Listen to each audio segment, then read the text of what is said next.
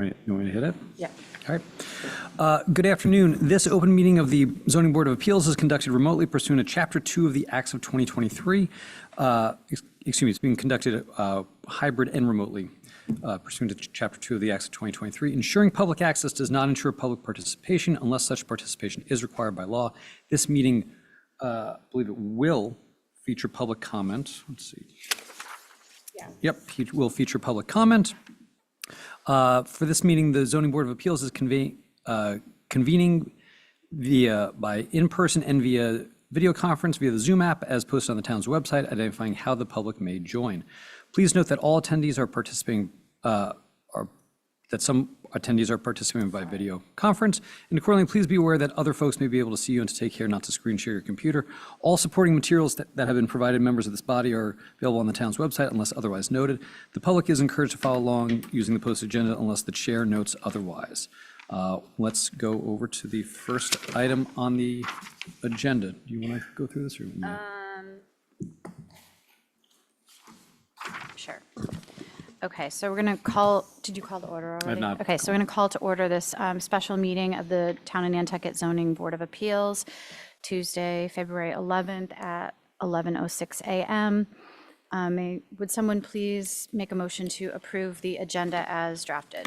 So moved. Second. Okay, so John makes the motion, Lisa seconds. Do we have anyone on Zoom from the board, or is everybody here? Everybody's here, okay. All those in favor of approving the agenda, please say aye. Aye. Okay. So we're going to move on to our one matter of old business, the continued public hearing for 2524 Surfside Crossing LLC. We have Attorney Paul Haverty, the developer Jamie Feely, and Don Bracken in the audience. So this is a continued discussion of this project.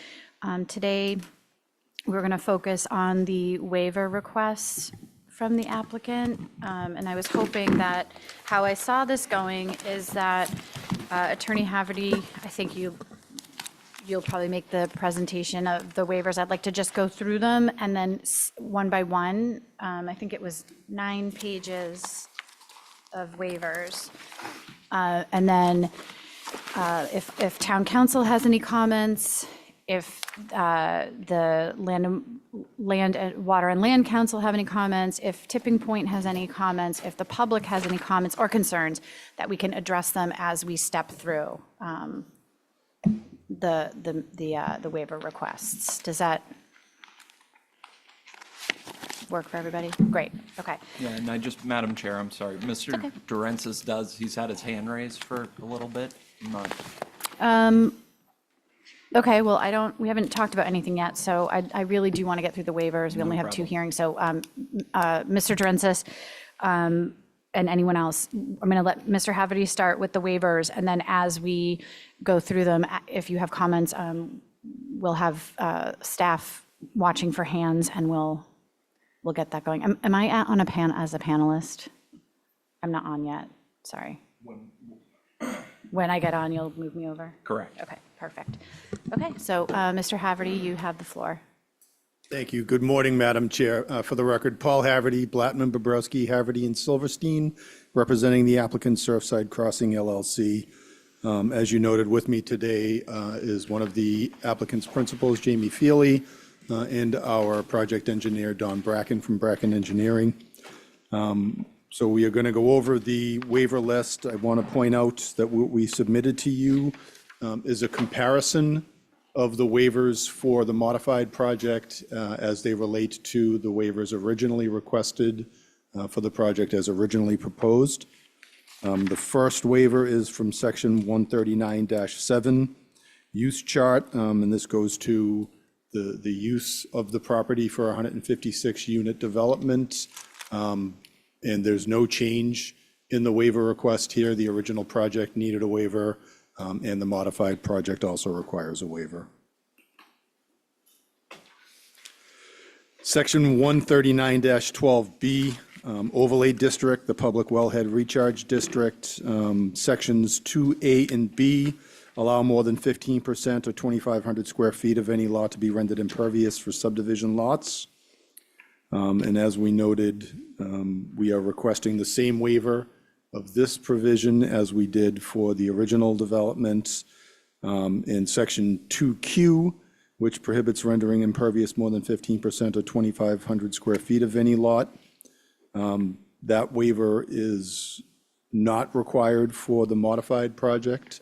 It was required for the original project, so that waiver request has been deleted. Do we talk about this stuff now, or does he just read this off? He's just going through, and if you have a comment or question, raise your hand. Okay, I'm just wondering procedure. We can discuss them as they come up if there's. So I, based on what we've received so far, I really don't think we can waive this particular provision.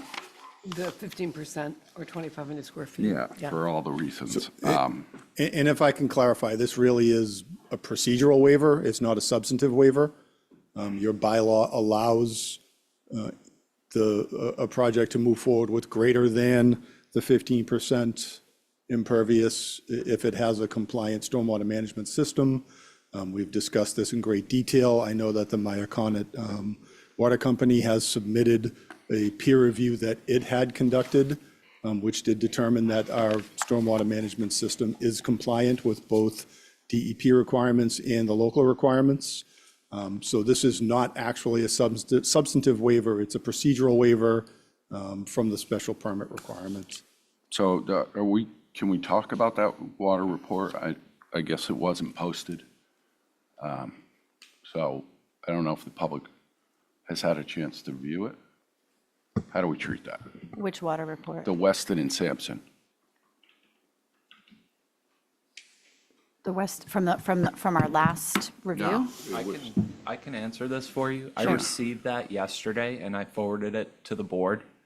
I don't update the packet as a running update. It's not fair to anyone, the public, me. I don't expect anyone to be able to soak that stuff in. I try to forward everything to everyone when it comes in after the packet. The next packet that's created, all these items will be in there. I was out Friday. I tried to get the packet and any materials I have received by then up on the website as a courtesy to everyone involved, because posting on Monday doesn't give anyone any time to review. I agree. I'm just wondering how we wait for our next meeting to On the review and ninth. discuss? Well, I guess, because I haven't had a chance to review it. I mean, and neither has anybody else in the. I really haven't either. I'm Yeah. just wondering how this. Yeah, no, I think, but I also think that, we do close the public hearing on the 19th, and then we'll have the 40-day period to deliberate where we're not taking more material. So as long as that is submitted as Billy's received it now, we will have that to be able to review and discuss. It just won't be. And I can confirm 100%, any of the information that I received after Thursday this past week will be in the very next packet. Yeah, great. So, but I'm also saying, like, we're not just limited to that one day, for the board anyway. Like, we won't be able to receive new information from any party after we close the public hearing, but we will have time to discuss and weigh in. And my goal for today was to hear everyone's positions on the waivers, I guess, give the public a chance to weigh in as well. And then, again, I think these are things we're going to be deliberating about But the after public will this. have to discuss this next time, since they haven't seen these documents. Oh, no, they've seen them. It's been posted since September 5th. This Weston and Weston Sampson? Sampson letter? Oh, no, not Weston Sampson. I mean the Yeah, waivers. but I think the public will be interested in. Yeah, I mean, this we're letter. still taking public comment on the 19th. Yeah. Okay. Yeah. Okay. I Do we see, have, no.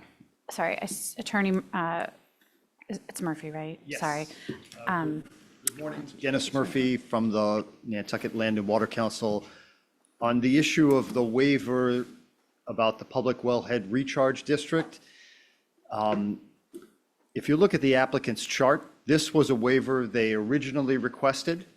So far as I know, the project is in exactly the same location, and nothing about the Zone 2 has changed or the dimensions of the public wellhead recharge area.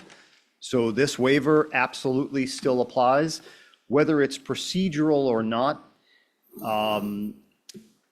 our contention is that the state drinking water regulations require municipalities to adopt local bylaws that protect the public water supply. And your public wellhead recharge bylaw is exactly that. And you have the discretion, and take advice from your own counsel, but I believe that under that bylaw, you have the discretion to allow greater than 15% impervious coverage if the applicant proves two things. First, that they can recharge 95% of the precipitation that falls on the site. And second, that there will be no degradation of the groundwater quality.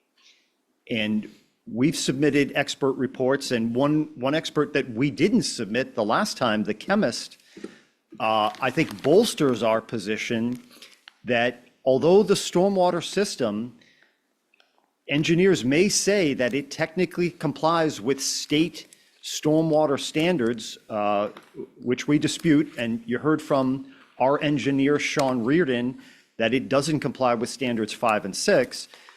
But even aside from that, there has been almost no evidence from the applicant on the two issues. 95% recharge, I don't see any data, any response. And the other one is degradation of groundwater quality. We've had Horsley and then Ms. Mello both saying that when you pave 6.5 acres and you create over 7 million gallons a year of stormwater, it's going to increase the pollutant load that gets discharged into the Zone 2 area, and that is going to have a degradation on the groundwater quality. There's been no evidence whatsoever to the contrary.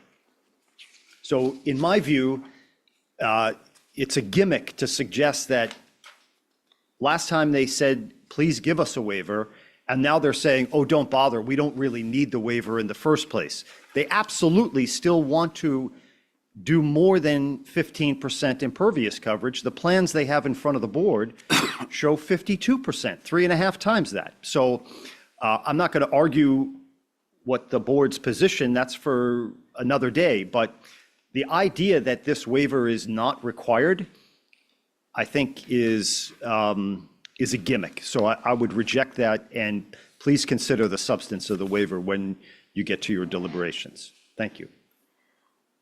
Madam Okay, Chair, thank you. I just wanted to say that Paul Durantz has raised his hand. Okay, so let's hear from Mr. Durensis before we move on.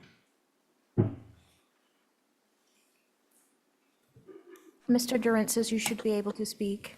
Thank you. I wanted to reinforce what Council Dennis Murphy just said by giving you a quote. Tipping Point called Kristen Mello to testify at the February 3rd hearing. She outlined her qualifications. Her qualifications are superior to anything that we have seen on the issue of possible contamination and no degradation to groundwater. And she has testified, quote, "It is not possible to condition the changes required to prevent the chemical contamination that would result from this proposed project. It is therefore my opinion that this permit application must be denied in order to protect the public and private drinking water supply." This goes to the point made by Council Murphy that there can't be any degradation. There's been no evidence submitted that there'll be no degradation, but we have submitted evidence that there will be degradation, serious degradation. Thank you. Okay, I thank just, you. I have a question. Sure. For either party.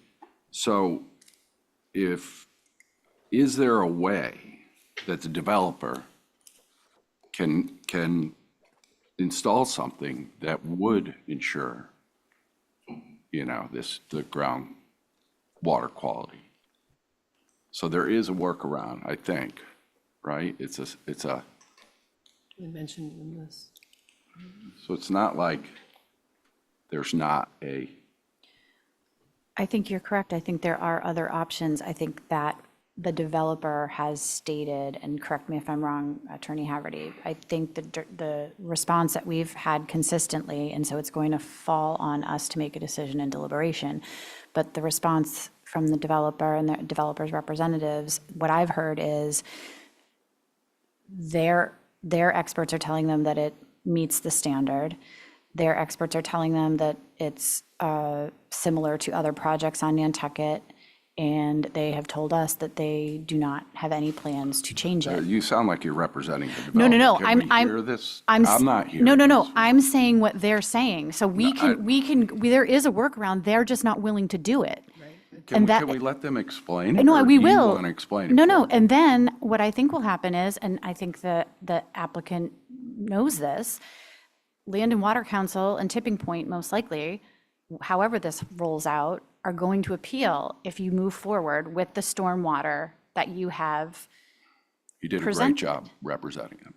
But Jim, I need you, Jim, Jim, I need you, I don't want to hear you insulting me anymore. I have had it. I've had it. Great. So I'm not don't- representing anyone. I'm saying, You and I are said what, speaking no. up to my question. You're answering it for him. I'm not And I'm answering asking it. someone- What I'm trying to do, Jim, is avoid having the same conversation we've had 1,000 times. We have given the applicant multiple opportunities to come back with a different plan. They don't want to hear it. And we have 2 hearings left. So if they proceed, if they proceed with this, what they are proposing and requesting this waiver, I think they've heard very clearly from the board and from the opponents that this is not something that anyone else in the room that I hear supports, if you would let me finish. But as I said, Attorney Haverty, please correct me if I'm wrong, because if there is an alternate plan that you're willing to talk about, now would be the time to do that. Can I have the floor here? I mean, if you want to run this meeting with this board just by yourself, that's okay. I Jim. expect it. I have a question that I'm looking to answer. You answered it No, for I- me. And I'm asking Because, Jim, someone you else. never follow procedure, okay? You just don't. So What is I'm the trying procedure, to. Madam The Chair? procedure is you're supposed to ask questions through me. That's what you're supposed to do. And you disrespect me procedure is you- every single meeting, and I've just had it. So Attorney Haverty, if I'm you'd like glad to. you had it, but I'm if trying you'd to like get to to the answer bottom the of this, question, Madam Chair. that would be appreciated. Of what are your plans with Through you, Madam stormwater? Chair, I'm not asking you to respond to my question. I'm not responding to your question. I'm asking Attorney Haverty. You're not responding? You did respond, and No. we'll take that as, I summarized what has been said before. That's it. You don't know my opinion. You don't know how I'm going to vote. You love to tell me how I feel. I well, really do don't not appreciate it. respond for a request. Jim, enough. We've wasted enough time on this. So Attorney Haverty, if you will respond about the stormwater, and if there is an alternate system that you are willing to consider, that would be great. So, Madam Chair, we have gone over this question over and over again. My client has been very clear in their position that their consultants are informing them that the proposed stormwater management system meets all applicable standards and will protect the groundwater as required by both state and local law. We don't have any intention of revising our stormwater system at this point, which we have made clear, again, over and over. I don't really feel the need to address the comments from Attorneys Murphy and Durensis at this point, because we will be discussing this again next week when the Weston and Sampson letter becomes part of the public record and part of the discussion points. So I will address it at that stage. But needless to say, I disagree with both attorneys in their positions. Thank you. I appreciate So- that response. So Attorney Pucci, I would request, and this is what I was making notes about when Attorney Murphy was speaking, I would ask that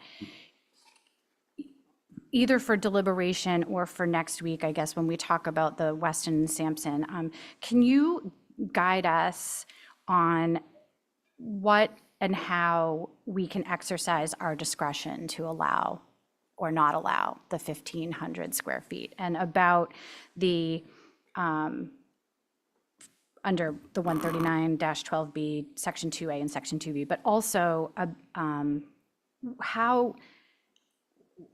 how we determine the 95% recharge and the no degradation of groundwater in a Zone 2. Like what do you suggest that we rely on, or what is the metric that we use to see if, or to determine if the applicant's proposal meets those Zone 2 requirements? Because that's where I'm hung up, because both sides are saying, you know, they're completely on opposite sides of the spectrum, and I'd like us to have some opinion from town council about how best for us to navigate that. Right. Good morning, Madam Chair, members of the board. This is George Pucci from KP Law.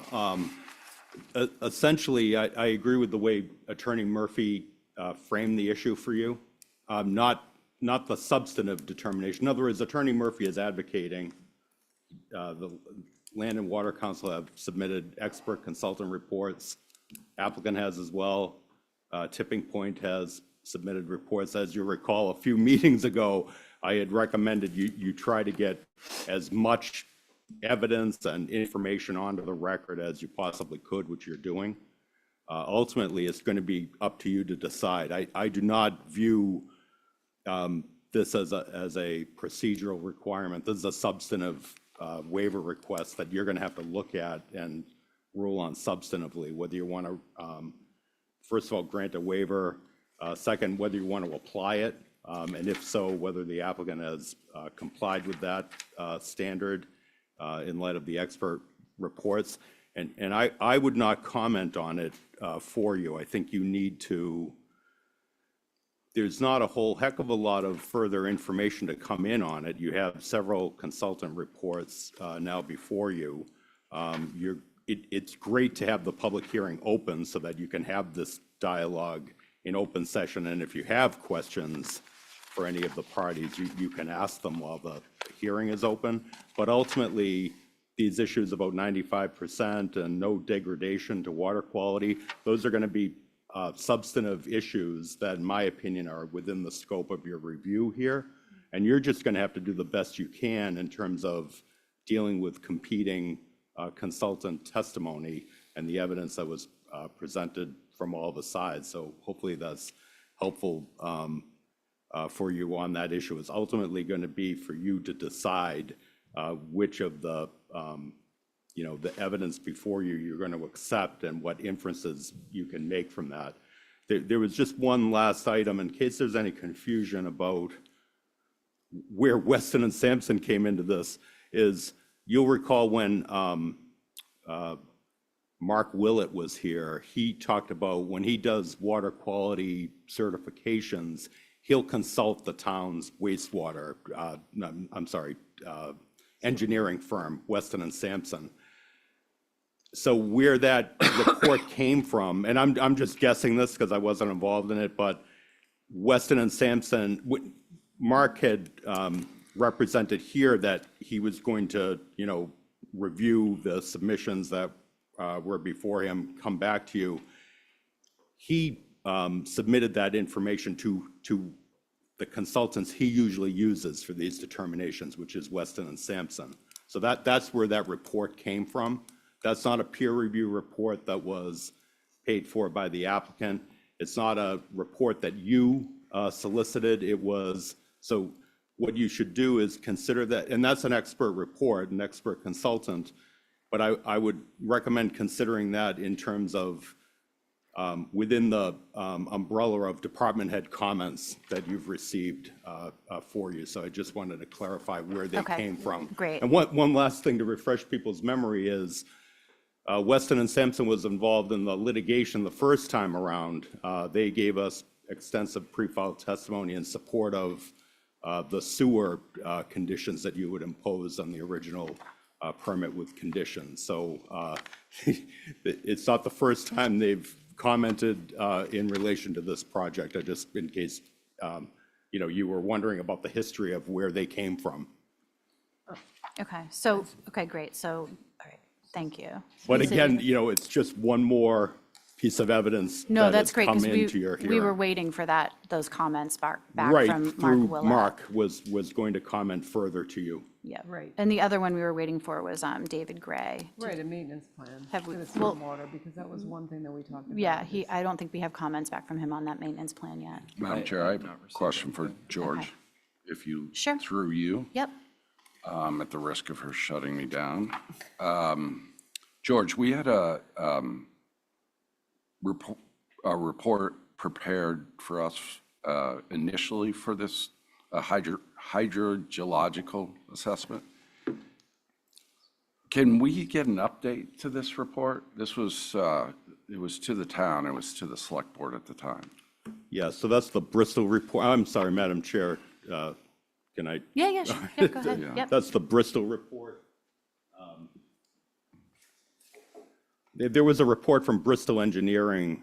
Yeah. It's very interesting reading because it talks about, takes me a while to read it because some of the words you have to look up, but it's Yeah. like, it's got like, history in it about the plates and, the historically, like, way back when the earth and oceans were moving, and it gives a lot of background, and then it talks about, the town's wells. And this report came in originally, again, sort of through departmental and local committee reports and comments to you on the original project. It came in September of 2018, and it was addressed to the chair of the select board and then submitted to you. So apparently the town had engaged them to comment on public water issues and the history of it. It's a great report because it kind of explains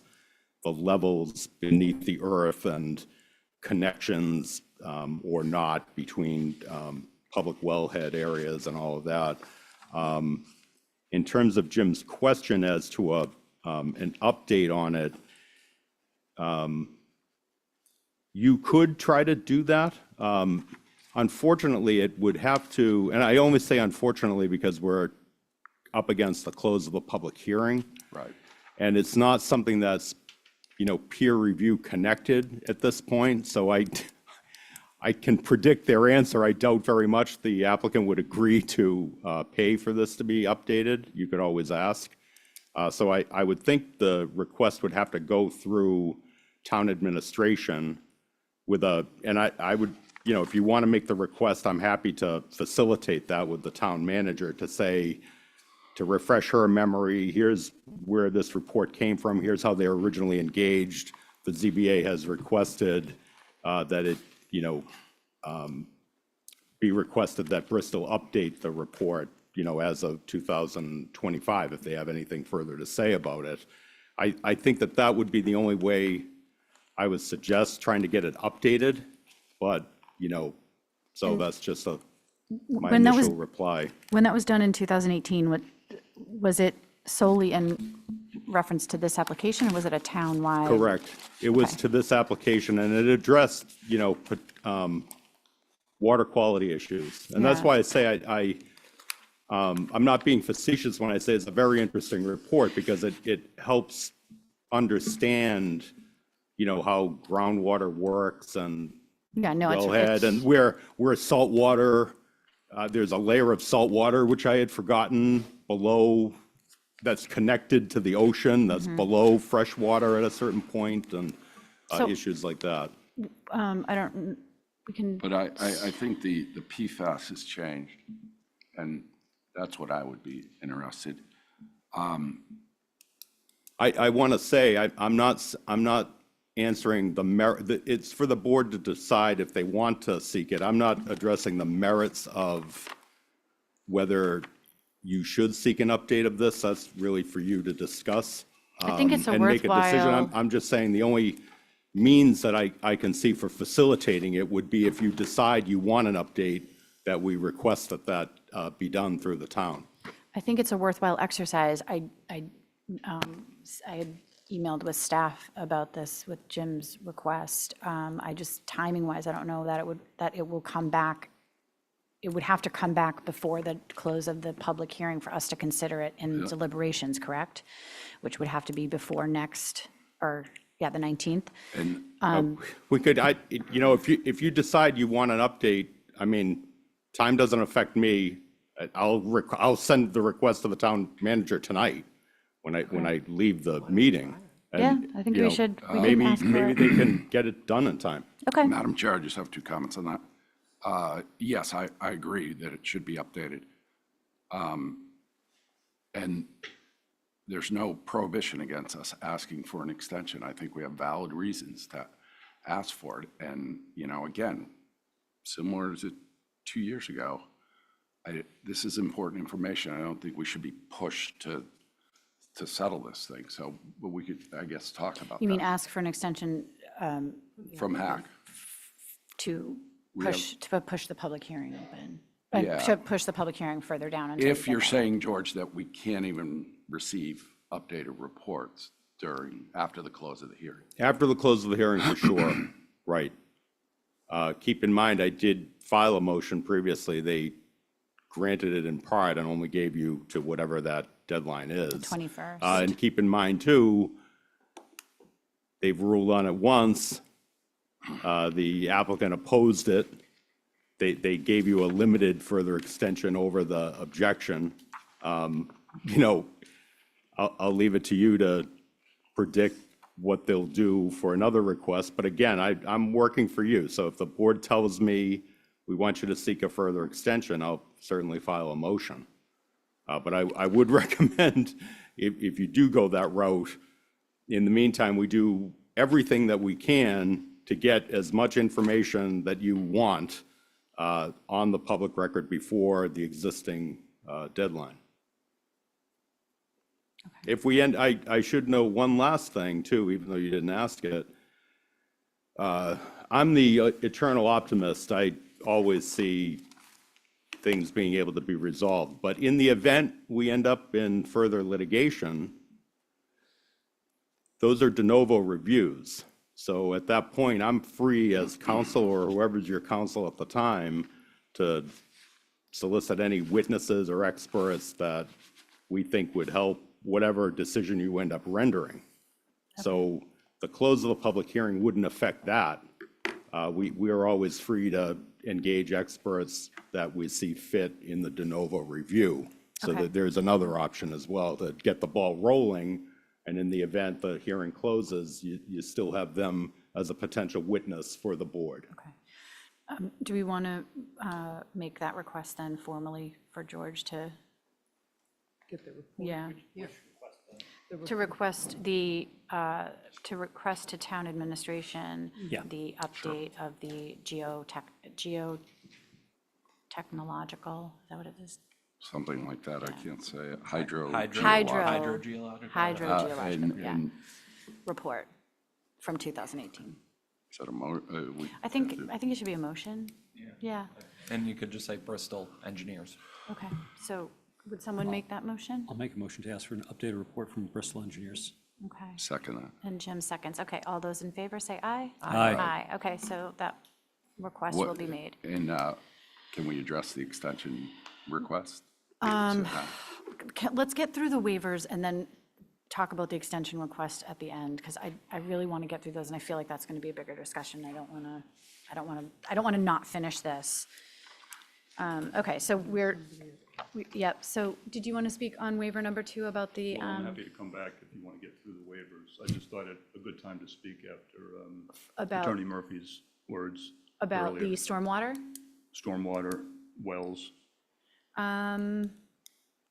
Okay, let's do that since we're on this one, so our notes will be concise, and then we'll move on to waiver number 3. Thank you. Okay. Thank you. Good morning. Thank you for this opportunity. My name is John Cowden. My wife and I are direct abutters to this proposed development. When we purchased our home 2 years and 2 months ago on Wero Lane, we were of course aware of the Surfside Crossing project. At that time, the developers were marketing the overall master plan as designed to take advantage of natural gradations in the site with landscaping artfully sculpted to allow for spacious, light-filled, lower-level residences reduce bulk, minimize overall height, and reduce the total number of buildings in the project. The design maintains a lush vegetative buffer around the project, as well as abundant organic green spaces within to foster community and connect residents to the natural landscape. The project designed for energy efficiency and minimal environmental impact, featuring low water landscaping and environmentally sensitive site drainage. The project designed as a high-quality home ownership product with one of its benefits, protected open space. The plans were beautiful, and I'm sure that I must have thought, gosh, maybe we should hold off and purchase here. So we were not concerned at the time. That changed when the 13.5 acres of forest in our backyard was clear-cut and all of the displaced deer, rabbits, squirrels, and birds moved into our yard. It changed when construction started, earth removed, construction materials delivered, infrastructure laid, and grading and compacting took place. Our house shook. We can live with the animals in our yard. In fact, we embrace it. We can live with the shaking. We understand that comes with construction. It's a necessary evil. But what we can't live with is a clear and present danger to the aquifer and the clean water it contributes to our wells. Our well and the wells that belong to our neighbors on either side have well protection zones that exist almost entirely on this proposed development site. And you can see that plan on the screen. The groundwater flows from the northeast through this development and to us. Neighbors and others, including last week an articulate and knowledgeable chemist, Kristen Mello, her testimony was impactful, have voiced real concern over the countless ways that contaminants can enter our precious water supply from this development specifically, from structures, building roofs, roads, parking lots, and fertilized lawns. I offer another source, and I think timely, and I apologize if this has been brought up previously. After this weekend's weather event, snow disposal or removal, the developer can no longer market his plan as having a lush vegetative buffer around the project. The plan now reflects buildings, roads, and parking lots around the entire perimeter, as you can see from this plan. My guess is that with each plowable snow event, the snow from these roads and parking lots and sidewalks will get pushed to the far end of these lots, up and over the curbs and onto the ground, where it will stay until it melts, and the contaminants in that snow, including road salt, sand, litter, and automotive pollutants such as oil and antifreeze, are absorbed by the soil and eventually enter into our source of drinking water. They can't possibly plow all of the snow from this 13.5 acre site, or 6.5 acres of pavement, out the one and only road that this development has, its only entrance and exit, and across South Shore Road and onto the walking bike path beyond. Listen, I'm not opposed to something happening on this site, and at a minimum, I'd love for the design to maintain a lush vegetative buffer around the project, part of their original intent.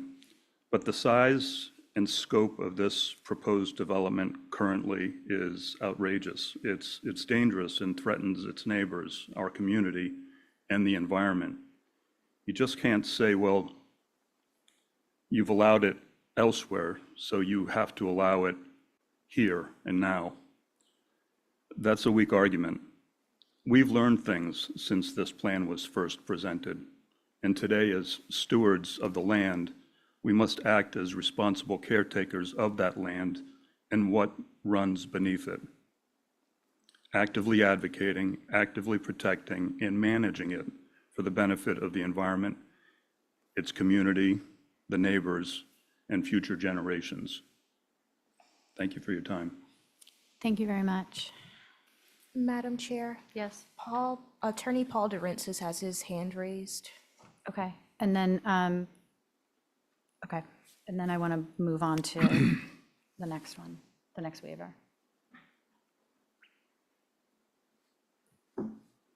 Attorney Durensis, you should Thank be able you. to.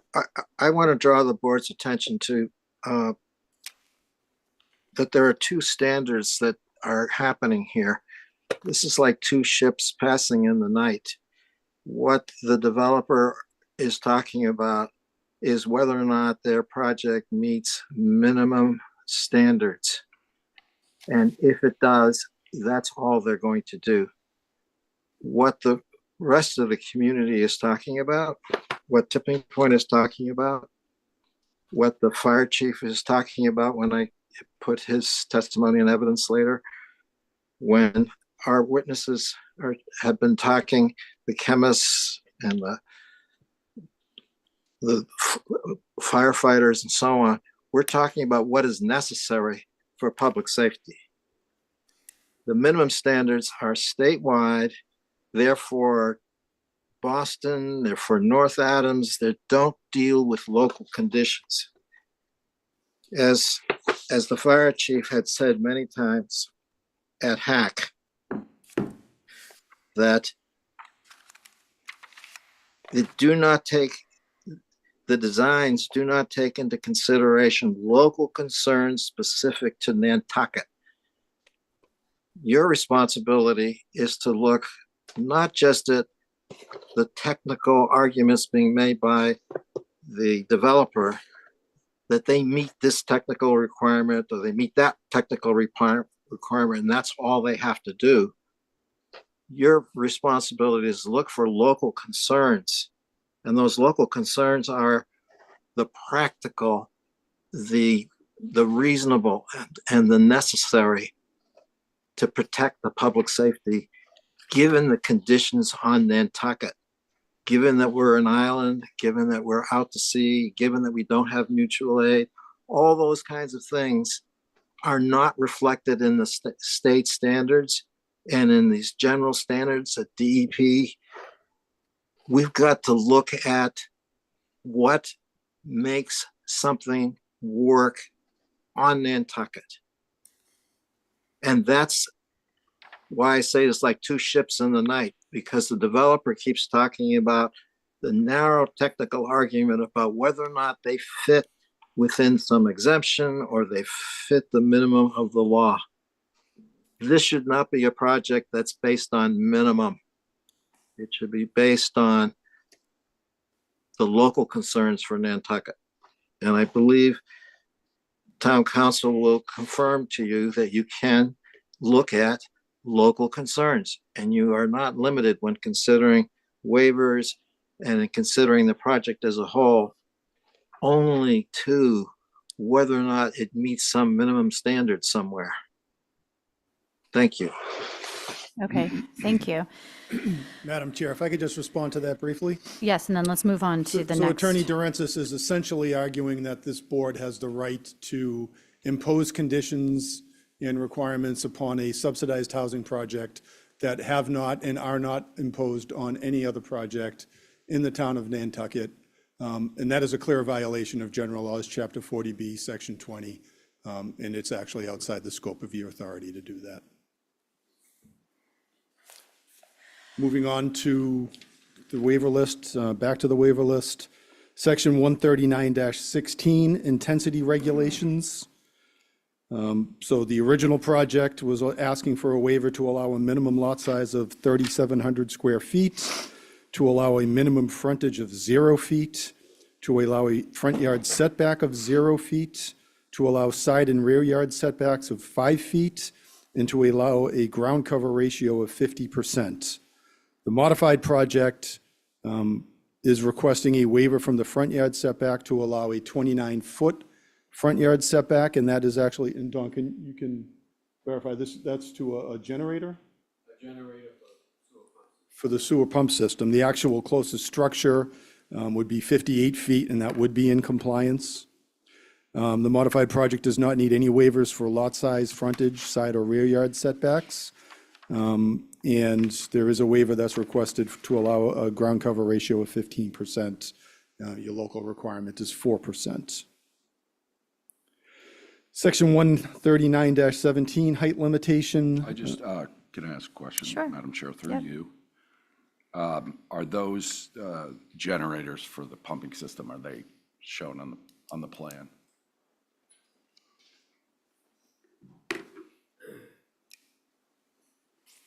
Don Bracken, Bracken Engineering. Yes, they're shown on the utility plan. Okay. And most likely, we won't need to have the generator. Those were on the original plans when we didn't know the status of the sewer, and as we know, the sewer is now okay. installed, so Okay. most likely, we won't need that at all. So if you don't need them for the sewer, you're not Yeah. installing them. They're not going to be on site for just backup power for the development? Yeah, that's correct. It'll just be a gravity fed. We won't need a pump station. We won't need a generator, so. So do you still, For the sewer. see the, need the waiver? Why do you need the Well, waiver that if you're in not case gonna we put the did have to generator- put a sewer pump system in, depending on how long it takes the sewer department to get online to accept flows in that line that's there. If you recall, the line is in place and we're already tied into the line. Right. But they have to upgrade or install a new pump system down at the plant to be able to accept a flow from that line. We're not exactly sure when that's going to take place. So this waiver could be specific to these generators if they're needed for the sewer? Exactly, yeah. Yeah, So the and we all the can word it proposed that way. buildings, Yeah. 58 feet, we don't need any waivers for the buildings and then- themselves. Sorry, Can you what was the building? 58. 58 feet. Okay. And then can you tell me what power is going to generate what type of generators will these be? Gas or? Well, for the pump station, they're usually a fairly good size, like maybe the size of your table that you're sitting at. You know, they're above ground, they have a fence around them Yeah. and that sort of thing. So we do have I believe there's a plan in the file and the detail sheets that show that information. What are they gas fed? Propane fed, yeah. Propane fed, yeah.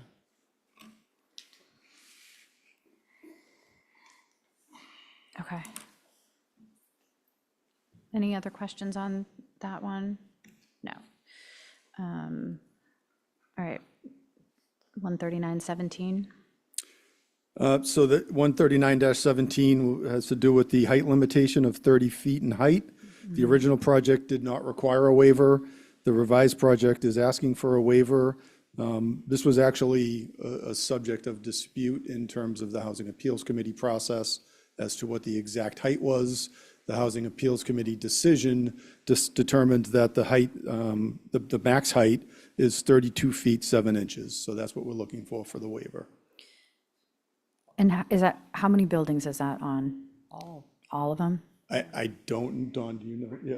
All of them. All of them, So okay. can you repeat that about the Housing Appeals Committee coming up with 32 feet, something, what, 32.7. 32 feet 7 inches. and what did they base that on?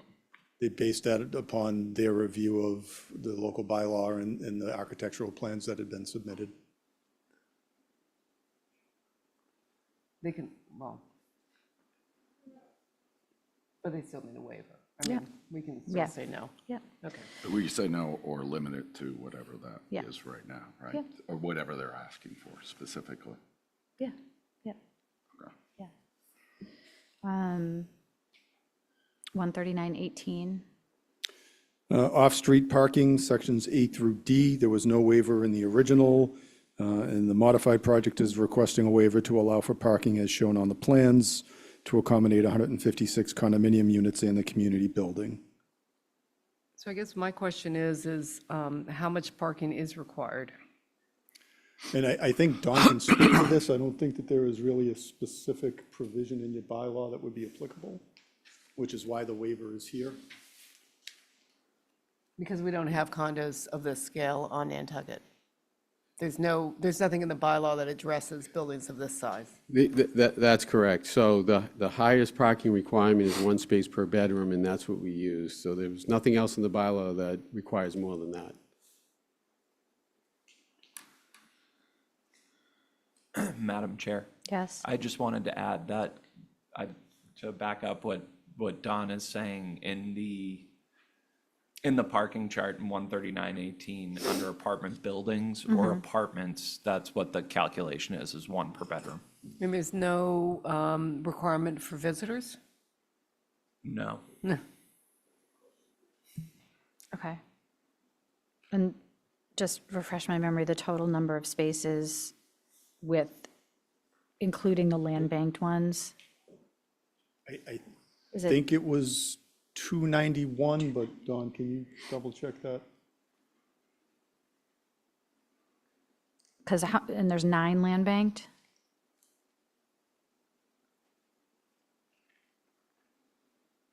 What does that mean, land bank? I don't- That came up after we made our So, decision. yeah, if you look at the parking summary on, I think it's the second or third sheet, based on the one per bedroom, it's 283 spaces required. And we allotted 10 spaces for the community building, so 299 required. Where did you? it I'm was sorry, 283 299 provided. 283 plus 10 is 293? Wait, so, and you're giving 299? Wait, Yeah, we're Hold on. providing 299. okay, providing But I 299. think 8 of those are land banks, so it's And what- 291 what does proposed that to be mean? constructed. Yeah. Yeah, so, all right, so hold on, they're hold shown on. on the plans. Wait, hold on. So you have 283. Of those 283, 10 are for the, No, community- 283 are required 283 for is the what would be buildings. required Oh, based on the required. number of And then bedrooms. there's 10 for the parking spaces, I mean, for 10 the community buildings. okay. So that's 293, well, but the 10 aren't really required, I guess, is what Billy's saying. Or are they for the community building? They're not. Technically, there's no definition for Okay. condominiums Okay, in the so- bylaw, but Okay. if you look at apartment building or apartment, the bylaw requires 1 space per bedroom. Yeah, It no, doesn't I take into understood that. account visitation or Or anything like community that. structures. okay. And then there's an additional, They're providing Land banked. 299, and then 8 of those are land banks, so you're providing 291? yeah, that sounds right. And then, so land banked, was that decided, that wasn't something we decided, was No, that that was, decided by that was part of the HAC? MIPA process. Oh, MIPA. It was a way for them to potentially decrease the amount of impervious area on the property by eliminating parking spaces if they turned out to not be necessary. But they're still shown on the plan. They can be constructed if it turns out that they are required. Who deems them necessary? I mean, I would say it's probably going to be something driven locally. I don't think that was really clarified in the MIPA process as to who ultimately would authorize the construction of those additional spaces. So we can't deem them necessary as part of our review? It has to be post. It would have to be post-operation. It would be like so that it would come back as like either substantial or insubstantial, right, for a change to the comp permit, or no, or is that is the MIPA I process? think it would come through your zoning enforcement officer. Okay. If there is a report that the parking is not sufficient for the project as it's ongoing, I think that it would be within the jurisdiction of your zoning enforcement officer to say you are now required to construct those land bank spaces. Okay, Can I ask counsel a question yep, through you? sure. George, how do we deal with something where the provision, like condominiums are not addressed? We're kind of arbitrarily picking a parking. Right, and also and a community structure of this scale and size that's going to be having visitors. Yeah, you I have mean, to do there's the just- best you can on the evidence that's before you. The letter of the regulations doesn't apply specifically, so you have to take that into account, and then you have to look at the project, like site plan review, and then you're gonna have to render a decision. When you talk about land bank spaces and things like that, I would be in the event you end up with an approval with conditions, I would be as precise as possible in terms of what's being required and what the process would be if those land bank spaces have to be used. You're totally free to put that in conditions. But on the spaces generally, you're just going to have to do the best you can from a site plan review perspective to impose a condition. Again, if you end up with an approval with conditions. So is it not it's technically not a waiver because there is nothing To to waive. waive. Right. So is You're it a reasonableness standard then? Yeah, I would think? it always goes back to that. And you'll remember Ed Marchand used to talk about that. Number one, your conditions need to be reasonable. And then they need to be based as much as possible on some type of concrete local regulation or standard. And if it doesn't apply specifically, you have to do your best to apply that. But, you know, and I would agree with what Attorney Durensis said earlier. You got to take into account local conditions in addition to it.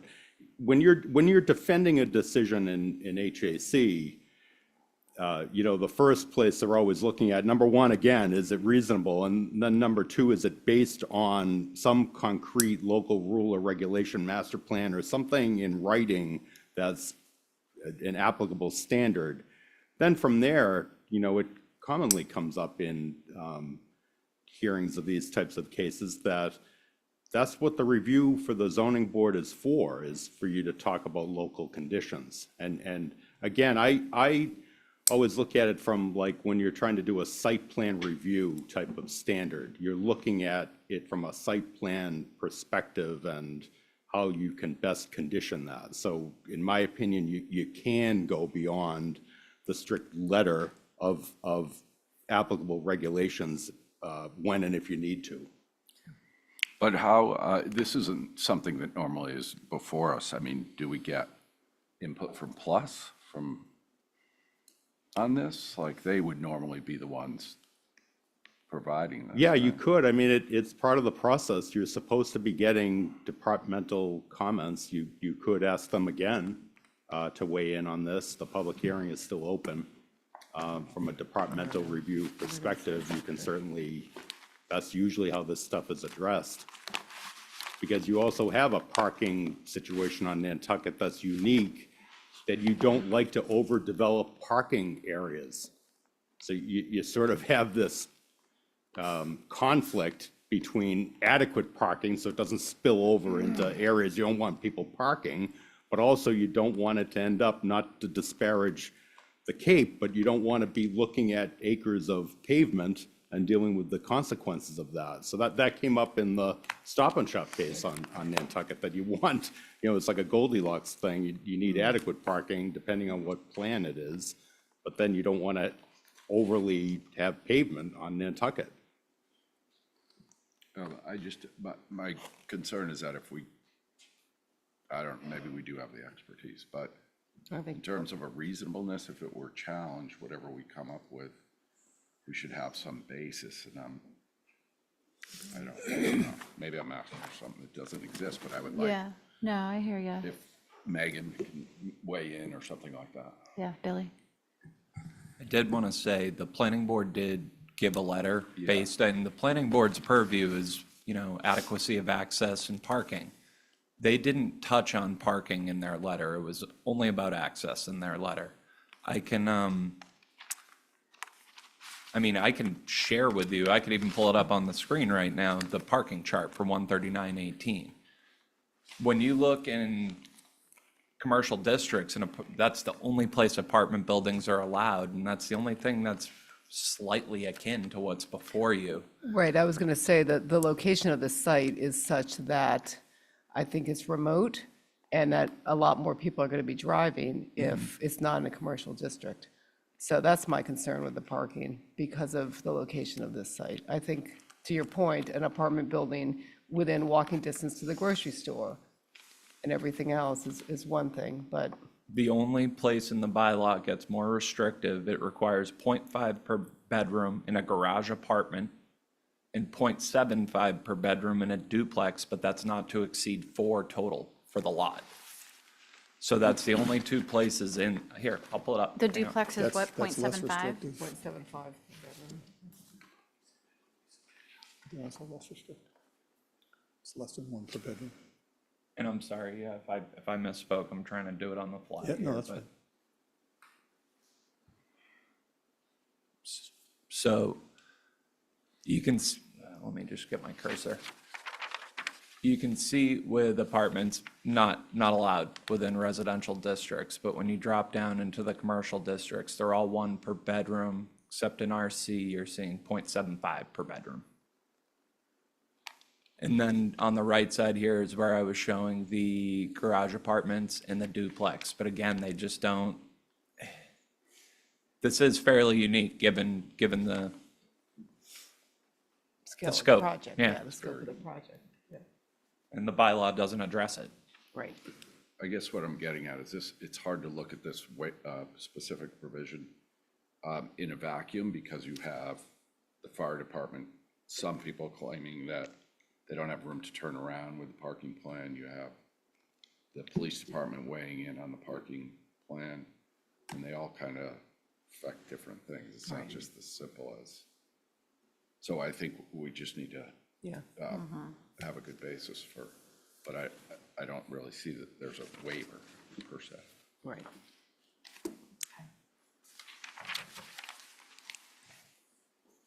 Any more comments on the fifth, the off-street parking?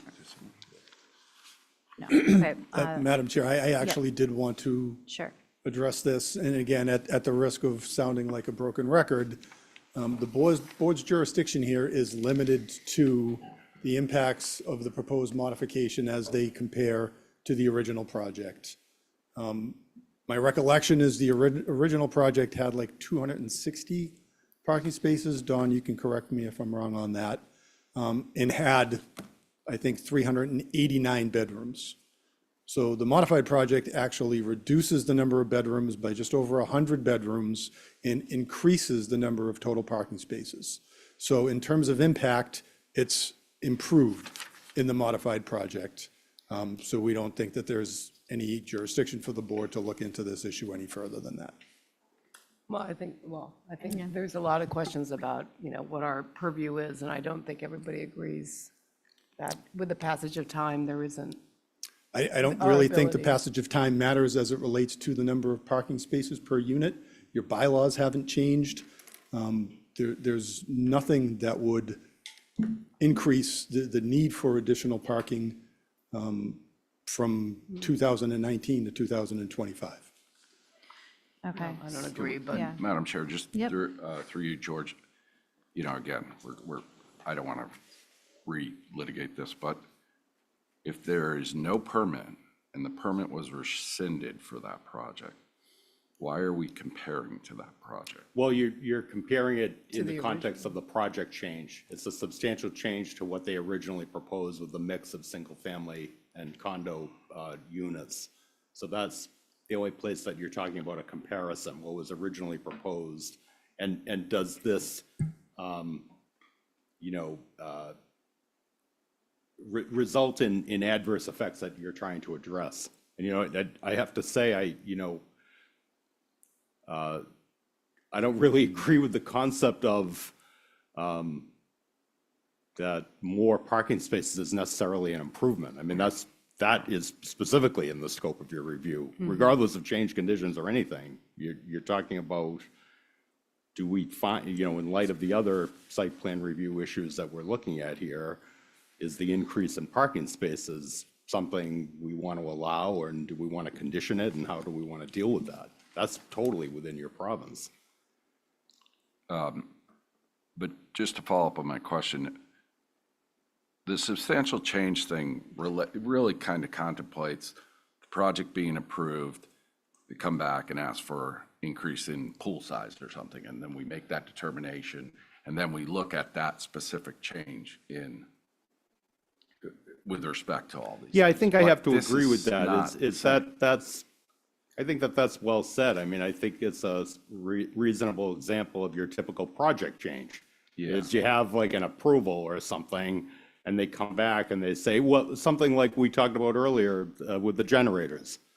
Well, we need the setback requirement waived because of these generators for the pump station. Oh, we don't have to put the pump stations in anymore, therefore we are modifying the plan, and then you act on that. And typically, the type of changes you're talking about are more de minimis changes, that you would render a determination that this is an insubstantial change, and the approval is modified accordingly. We're taking this part out of the plan. When you're talking about a substantial change, that's the whole reason for the public hearing process.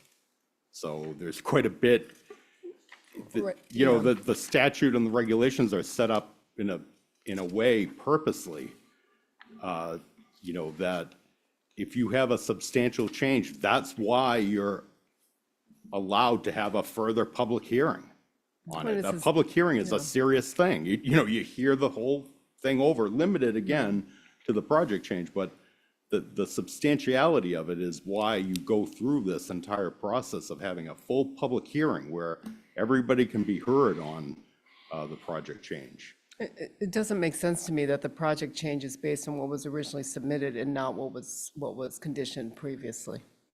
Because Yeah, I if it's a think- substantial project change from what we conditioned in 2019. Right. It's huge. So. Oh, absolutely, To go back yeah. to the beginning on what was originally submitted makes absolutely no sense to me. And Yeah, I mean, within reason of what the developer is saying is not, it's not out of line what the developer is saying in terms of your typical project review is, you have a substantial change. It's more in proximity to that original application and the regulations are clear. You're limited to changes in the project as a result of that change. In other words, you can't kind of go back to square one and recondition the whole thing. That's your typical context of it. But here you have a lot going on is that you have the substantial change in the unit type. So there's a big change in the layout of the Right. project from a site plan review perspective. And you do have this unique issue of change conditions. But on an issue like the parking, this one I would kind of think more within your scope of the project change of here's what's required now of these condo buildings. How do we want to deal with parking requirements for that? Does it call for some type of ordered change in the plan so that, I don't know. I mean, it is within your province to think about that. Again, from site plan review perspective is what are you dealing with here with this changed project to all condo buildings with the parking as required for those at the number of units proposed? I'm just talking about in the context, all this in the context of, well, you approved this last time, which we didn't. We approved a comprehensive permit with less, but nothing, it's been vacated. So Yeah, no, I've been clear about that. Again, agreeing entirely with Attorney Murphy on that point is the HAC approved plan has no relevance to you. But having said that, your approval with conditions doesn't have a lot of relevance to it either. So you're comparing a 156 mixed unit development with the proposal and the layout that they had, which included much different, smaller types of structures and different parking requirements for that. And now the all condominium development at 156 units and with all that's required to that in terms of taking up the site, maxing out basically the footprint of the site. Madam Chair, Yes. Attorney Paul DeRensis has his hand raised. Okay.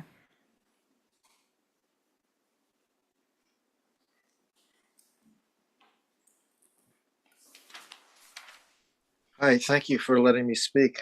On the issue of parking, I want to point out that originally the project you're comparing this to had single-family homes and had driveways, and parking was dispersed into those driveways where people could park off-street on those driveways. The new plan has parking lots that are not connected in the same way as driveways. And we suggest that that produces a different kind of configuration because you put the cars in a way that they block each other.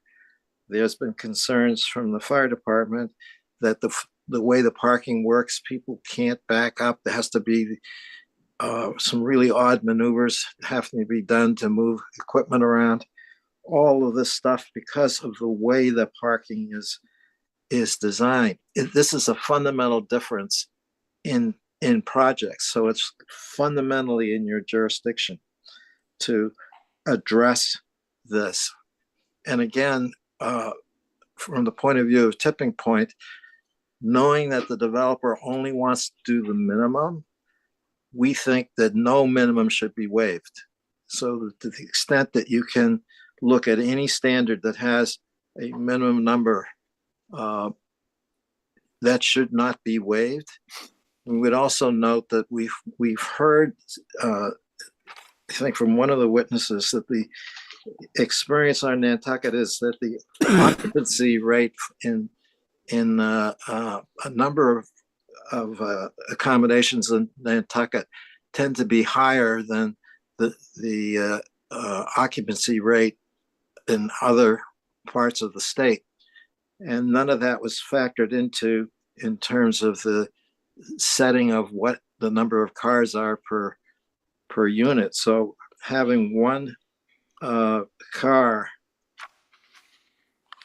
per bedroom seems to be contradicted by the Nantucket actual experience and local concerns.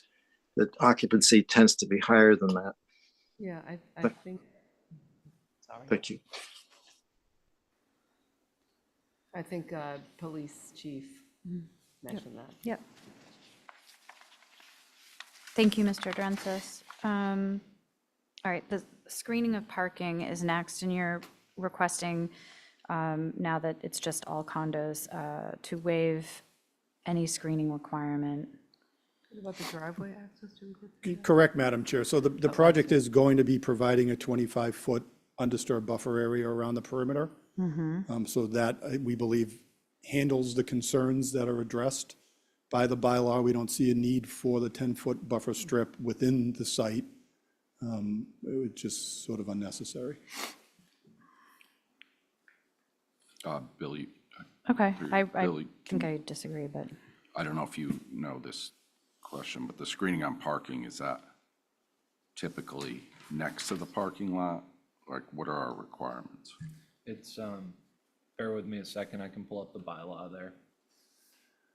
I'm not as familiar, I do a lot of these letters for the planning board with secondary dwellings and things like that, so it just has to do with, keeping plants at a specific height and things, so, bear with me one second.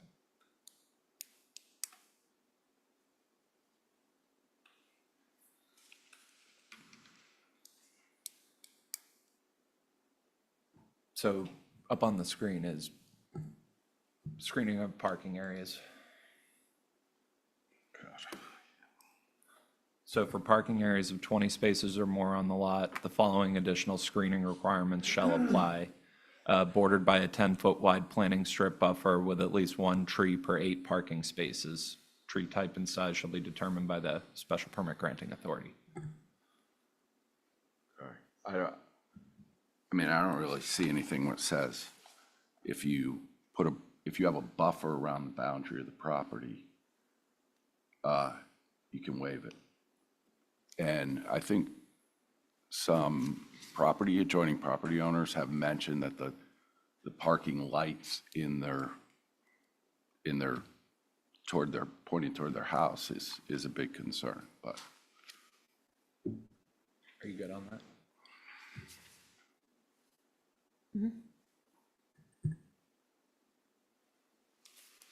I agree. I think that's something we can look at the site plan when we review it and see what we can do to address that. Is that the only reason that you're asking for this waiver, is because the buffer exists, or? That's certainly part of the reason. We feel like the buffer addresses the concerns that are raised by the bylaw, which only requires a 10-foot strip, and we're providing 25-foot natural vegetated buffer. Well, you're required to provide the 25-foot vegetative buffer, and that's a MIPA, that's separate and apart from the parking screening requirement. So I think it would, if we can find a way to put more screening and help protect not only for the abutters, but for the people in the residence from lights and noise and everything else from parking, it would be beneficial, I think, to the whole project if we can do that, but. And Madam Chair, we did submit a landscaping plan that does show additional screening being provided. It's not just that we're relying upon the 25-foot buffer. But this particular bylaw talks about screening around parking areas, and perhaps there may be some, justification for screening in certain parking areas, but interior to the site where there's no impact on any abutting properties, it doesn't necessarily make a lot of sense to require 10-foot of screening. Maybe for It does to the people that live in the buildings, who are in the first floor Well, the units. buildings have been designed, with those sort of concerns taken into account. Okay, well, we'll take all that into consideration when we deliberate then. Okay. Section 139-20.1, B, driveway access to be approved by the Nantucket Department of Public Works. This is a procedural waiver. A comprehensive permit is a master permit that subsumes all other local permitting requirements. An applicant cannot be required to go back to other departments or boards and seek additional permits. So this is really, it's not strictly necessary. It's just presumed as part of the Chapter 40B process, but it's always better to include it just to make sure that it's noted. Subsection B1, not more than one driveway access allowed on a lot. There's a request to waive the requirement for not more than one driveway access on a lot for the condominium component, which will have access at the front and the rear. And that waiver request is carried forward from the original to the modified project. Subsection B2F2, minimum driveway width of 10 feet. The original project requested a waiver to allow a width of 9 feet, and that was for the single-family houses. And that waiver request has been withdrawn. Subsection B2G, on-site turnaround required in an LUG-2. There was a waiver requested for the original project, and that waiver request has been rescinded for the modified project. Section 139-23, site plan review. Again, this is a procedural waiver. You can't require a comprehensive permit project to go through site plan review. That's what this process is. Section 139-26, issuance of building and use permits. Certificate of appropriateness issued by the Nantucket Historic District Commission required as part of the building permit application. Again, this is a procedural waiver. No building permit shall be issued until fees are paid. There was a request in the original development to waive building permit application fees for the affordable units. That request has been withdrawn from the modified project. Section 139-28, occupancy permits, written certification required by the Nantucket Historic District Commission. And again, it's a procedural waiver. The Board of Appeals grants that as part of the comprehensive permit. Town of Nantucket Comprehensive Permit, Chapter 40B regulations. States that an applicant shall submit any and all copies of materials applications filed with the subsidizing agency. The application contains pro forma and pursuant to 760 CMR 56.06. Board may request to review the pro forma or other financial statements for a project only after certain preconditions have been met. We've talked about this multiple times during the course of this process. So that's another waiver that's been requested. Miscellaneous waivers, Nantucket Historic District Commission, again, that entire process. The Board of Appeals acts as the HDC in issuing a comprehensive permit. Board of Water and Sewer Commissioners, applicant requests any permits or approvals required to connect to the municipal sewer system and the municipal water system be granted by the Board of Appeals. Again, that's a procedural waiver. Nantucket Code, Chapter 132, trees and shrubs. To the extent applicable, applicant requests any permits, approvals, or waivers arising thereunder be issued by the board in connection with the comp permit. Again, procedural. Nantucket Code, Chapter 102, outdoor lighting. We've addressed this in this process. We've indicated it is our intention to actually comply with the lighting requirements that were adopted after the project application was filed. Nantucket Code, Chapter 127. To the extent that construction of the project may require issuance of a permit for the opening of any public way or any other matter requiring a permit under Nantucket Code, Chapter 127. Applicant requests the ZBA issue any such permit as part of the comprehensive permit. Again, that's a procedural waiver. And Board of Health Regulation 50.01 definition. To the extent applicable, the applicant requests a waiver from the bedroom count provisions set forth in the definition of bedroom. That was in the original, and that's been carried forward to the modified project.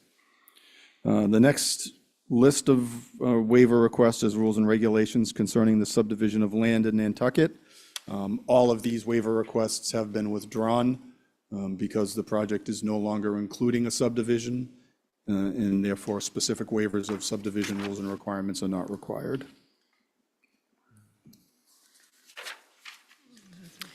And that's it.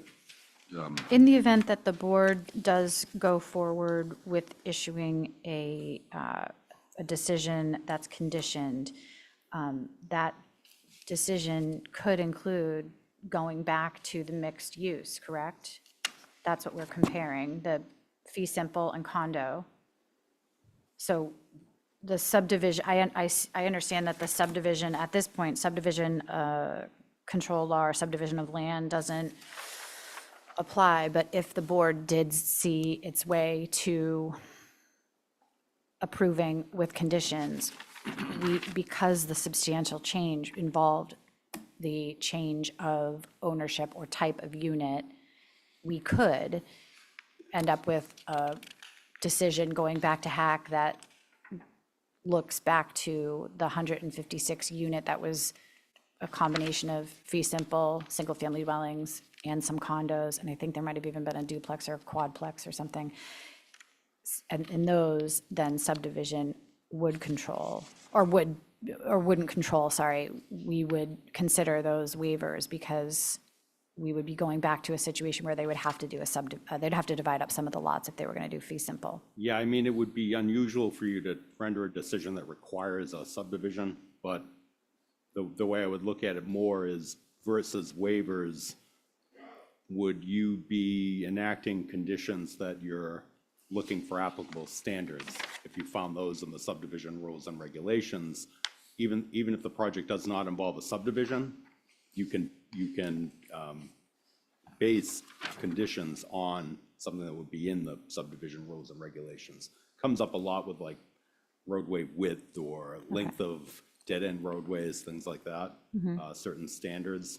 But I mean, we can address it when you get to that If we get point, but there. it would be kind of unusual to Okay. require a subdivision. Well, no, I mean, I'm just saying if like, to Jim's point, the plan that was approved by HAC that we did the technical review on is, That has nothing to do with this. and we're looking back at the plan that was submitted, Comparing it, yes. comparing it. So that plan from the developer had single-family homes and some amount of condos. So, and we're looking at the change, the substantial change of eliminating that mixed types of ownership and structures to an all condo, multi-unit situation. Right. So we could, Yeah. we could hypothetically, say, could. the 156 that was proposed that had some fee simple and some condo, and if we did go back to, or if we did not accept the substantial change to all condo, that could be an end result, correct? I mean, that's within the It could, the but I realm think of you're assuming a possibility. lot, because it doesn't sound, that almost sounds like you would deny this project change and just grant the original plan. I doubt that that's what you're doing, but yeah. So that would technically be, you- so that would be a denial of this change? Oh, because it's a substantial change, so we'd be saying we're not allowing that denying the substantial cha- right, change. Okay. Right. And And then, again, it's hard to Okay. answer questions like that in the hypothetical. Yeah, yeah. I think you'd have to look okay, at it in the okay. context of what I just we're want to doing. make, okay. All right, that makes sense. Madam Chair, I just have comments. We went over the, in the miscellaneous waivers or anywhere here, there are these blanket requests that don't specifically address anything, and I Where's just think that? What page are you on? under category of the miscellaneous waivers, let me give you Oh, I see, yep. Page 4. Actually, page 5. So all of those that say to the extent applicable, I don't know what that means. I mean, I know what it means, but is this normal to ask for waivers in this way in other developments?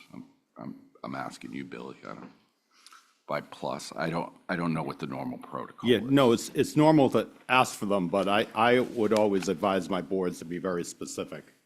Number one is a like, excuse me. When Attorney Haverty refers to procedural versus substantive waiver requirements, Yeah, I agree with that to a certain extent, but not fully, because sometimes they're not procedural requirements. Like say, how's, the Historic District Commission. It's not that you're waiving a requirement for the applicant to go before them.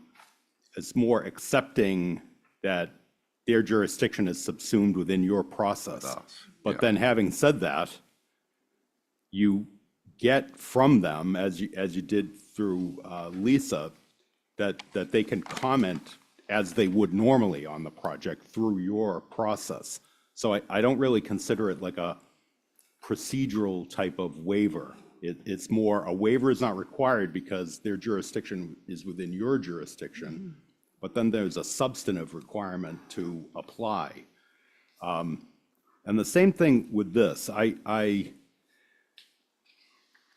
You're going to have to be precise with what exactly is required in terms of the substantive requirement of the provision, and then whether or not you want to grant a waiver, and if so, whether that's partial or complete, and also if you're granting it conditioned on something else, not conditioned on a subsequent approval, but conditioned on, say, again, the issue of the setback, using it as an example. Yeah, we're granting that waiver to the extent required for a pump station, if that it is approved through the sewer process, but denied if not needed for a pumping, something like that, you can condition it further. And then another concrete example would be the buffer, around parking areas. That's for you to decide. You have a real requirement in terms of if the size of the parking lot exceeds a certain max. You're talking about a vegetated buffer around that, specifically that parking area. That's different than a buffer, the perimeter of the site. So there's an example of something that's squarely within your jurisdiction under any interpretation of, substantial project change or not, is that you have a substantial project change. You have differently sized and numbered parking lots within this larger site. So it's for you to determine whether and to what extent you want to grant a waiver of that specific requirement. And, sometimes being very frank about it, the rubber meets the road with waivers.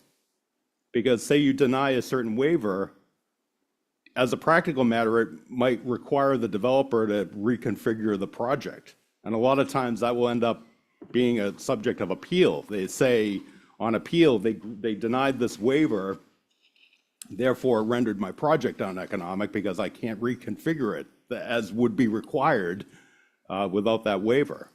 So does that make sense? I hope it does, because this is now getting more to the nitty gritty of the types of things that you're going to be talking about here. I'm glad you brought that up, because I was looking at the waiver request related to the Department of Public Works on driveway access. Yeah. So I understand procedurally, it's got to go through them, but really, we're acting in that capacity. Another great example. It would be good to know, so what does the DPW commissioner think about that? Yeah. Okay. Some of this you've already received, but, again, this is where the details come in. And then I also, I recall on another project, Beach Plum, I think. I don't know if you guys remember, but on the delivery of the CO, it required some approval on the zoning board that wouldn't be normal procedure, but prior to granting any CO, there was some sign off. Remember Ed was always involved in that? Like, maybe it was just the chairman was authorized to, I think, Billy, that letter that we referenced last time, that you and I, you, me, and Leslie worked on, I think there was language like that in there, that there's things that needed to be done. But it might have just been for Beach Plum, was it insubstantial versus substantial? Maybe. no, I mean, it got to the point where there was a review by someone before we authorized the building commissioner to issue the permit. Like what we did the last time, I guess. Yeah, I think we did that in Sachem's too, because I remember Eleanor had all those, remember she always had a chart, or maybe that was Beach Plum as well. She always had a chart and she would update the chart. But I do think and I don't remember, but I do think that was a long list of things that needed to be done before the building commissioner could issue a permit. Yeah, I mean, a simple one is just, conformance with that the final plans that they're submitting for the building permit conform with the conditions of the permit. And I'll always have in a permit, that there's some type of further review, and typically the ZBA will want that done through the building inspector and a peer reviewer as necessary. But that would be an example of that type of thing that would technically come back before you, that you might not necessarily be having a full-blown meeting on it. You might be relying on the building inspector or somebody to conduct that final conformance review. I've had other projects where, the ZBA is relying on the building inspector to do that. And if the building inspector sees something, he or she will bring it back to the board and say, I'm not going to rule on this, to tell me whether or not this is a substantial change from what you approved. And a whole process go as a result of that. But that's just an example of something that would come back before you, but that is not an illegal, subsequent approval, which you're not allowed to do. It's more oversight. Yeah. And then finally on the, specifically, the outdoor lighting, that's one example where there's a blanket request, but I know is there debate about the dark skies and that? Is that a? I thought he said that they were He going to said- comply with dark Yeah, sky. I just wrote no, because they said Okay, they're going to comply to it. that's So all I think I'm we getting we'll discuss it, but from my opinion, I don't think we need to waive it if they're My saying they're gonna concern was the comply, blanket yeah. waiver. Okay. Yeah. I did, just while you were speaking about it, under Beach Plum, we had Excel sheets that track the lot numbers, and then market rate versus non-market rate, what, if they were released, the status, CO, permit, that sort of thing. I'll forward you all a couple of these. I mean, or if you want to get together after, I'm just not sure which document you're referring to there. I think what I'm looking at, this one, I don't know if you remember, but this is just in my files.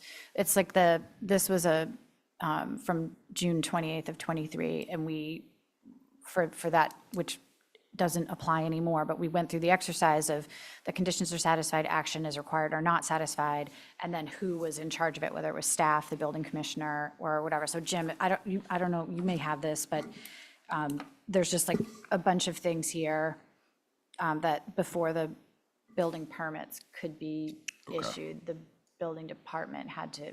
Yeah, no, I'm fine. I'm just wondering how much leeway we have from an oversight perspective. It looks like to it add looks, these yeah, it looks like we did this through the, it was based on the decision that was dated June 14, 2019, and then amended by HACS 9/16/22. But again, so this exercise we could certainly do again for any conditions or anything that if we do move forward. And I was going to say, depending on the outcome, I believe the board's going to have to do a technical review before any other building permit. And we're going to have to do that exercise again. Right, that we did. Yeah. Madam Chair, I just wanted to mention that Paul Durensis has his hand raised. Okay. Does anyone in the room have anything to say before we call on Durensis? No. Okay, so I guess you can let him through.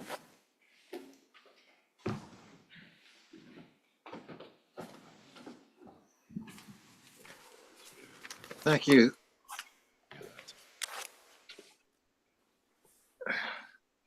I just lost the picture. Are you there?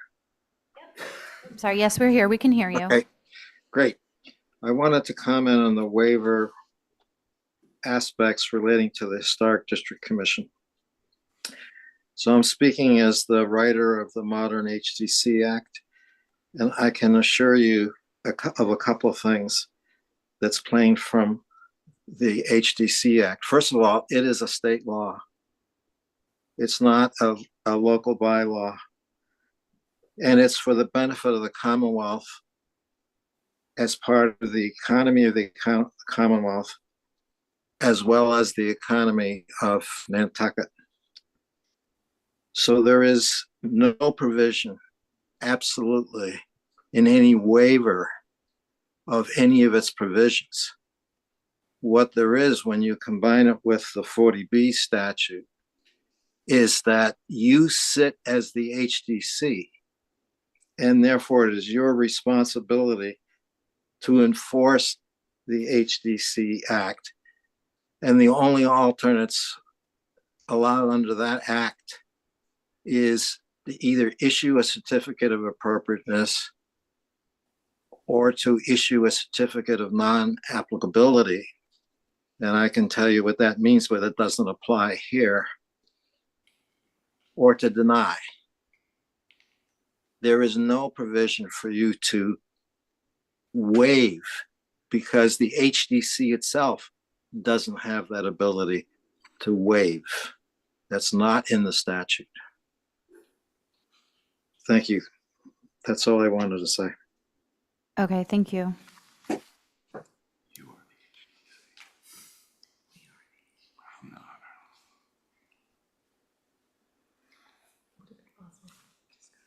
Yeah, let's take a 5-minute break and then we'll start up again. Thanks.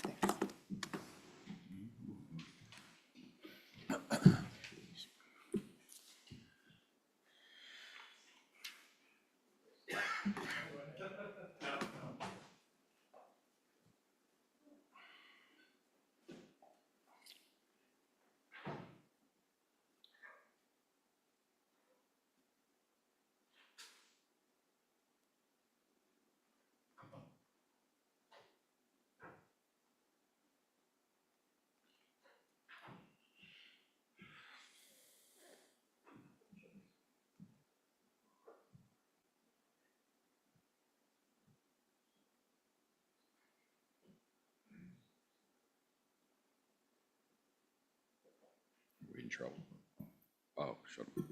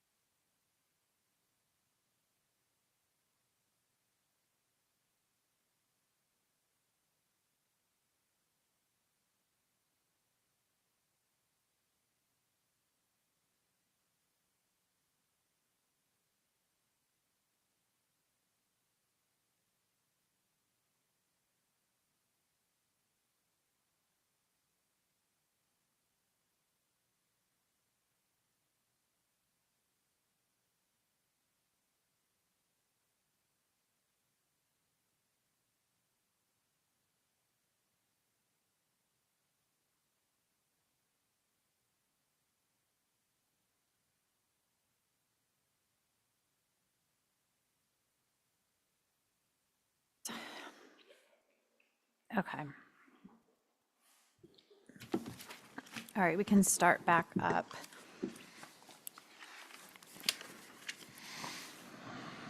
Okay, so it looks like we've gotten through the waiver list, at least on preliminary comments, obviously to be discussed in detail as we go through deliberation.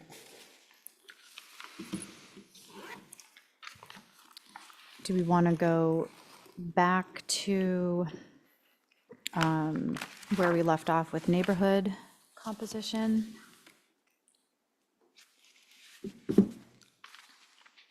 Madam Chair, what exactly do you mean by neighborhood composition? Well, just, I guess, just talking about how the neighborhood, do we have anything else we want to talk about? The HDC, we touched earlier on the waiver requested for the height of the buildings. I think we have finished the access conversation, at least for the public hearing.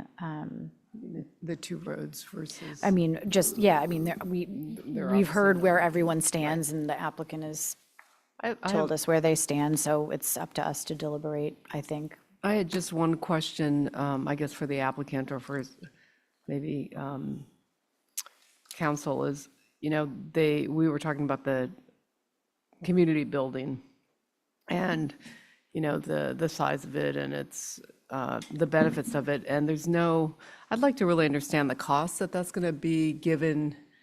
I mean, obviously there's going to be condo fees for this development. We have no idea what those condo fees are going to be.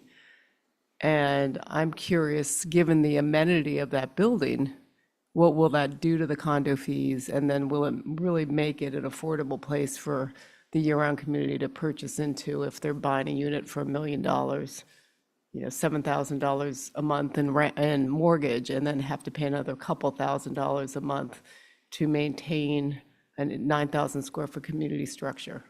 So I think having pro forma about the condo fees is important in our decision.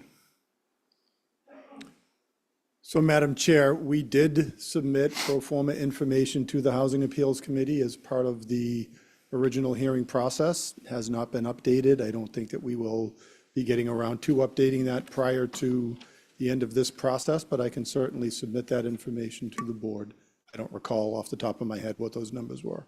Okay, that would But it be would have the appreciated. cost of construction of the community building and the condo fees. Okay, Okay. I think that would be I think it's helpful. instructive. Yeah, I think so, because maybe the building doesn't have to provide so many amenities and can be more affordable. Yeah. Yeah, the size of it, I just think it's really way too big for the project and for the needs. Well, it'll make it, it could potentially make it unaffordable for the year-round community to buy there. I think that's what Right, we and have to look Right, at. the chasm between the affordable units and the fair market. Yeah, and even the fair market, if 75% is, dedicated towards year-round residents, I don't know many people that in addition to a mortgage of $6,000 a month, they can afford $1,500 a month condo fees. Yeah. So I think having an understanding of that and seeing how those fees are going to be proportioned to the units is important. Yeah. And, Madam Chair, just in follow-up to Attorney Haverty's comment about the pro forma, and they're going to submit that, what was part of the HAC process.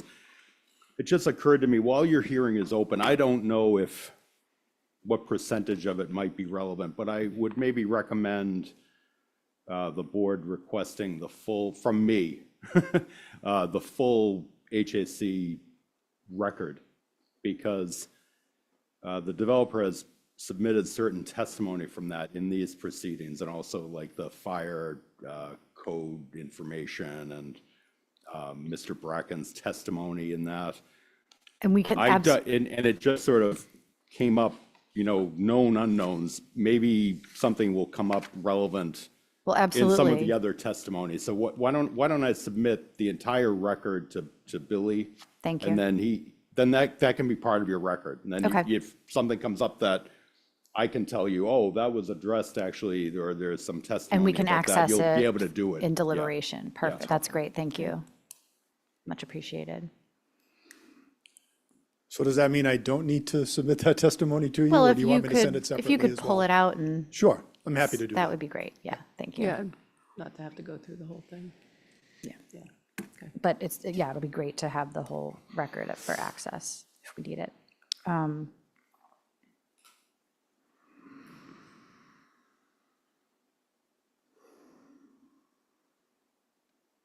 Do we want to talk about the height of the buildings? I mean, I know they're requesting a I waiver have for concern it. with the What? height. I have concern with the I height do too. waiver. And the HGC had a lot of, did have concerns with the heights of the buildings, so I do think that that's something that I would hope would be addressed. And the typical requirement for the area is under 30, right? 30 Well, is the 30 is the max. maximum by zoning. Yeah, so 30 is the maximum. You know, whether or not the HGC approves things at 30 feet or not. Right. You know, oftentimes they approve things at 28, 28, 6. Right, so typically,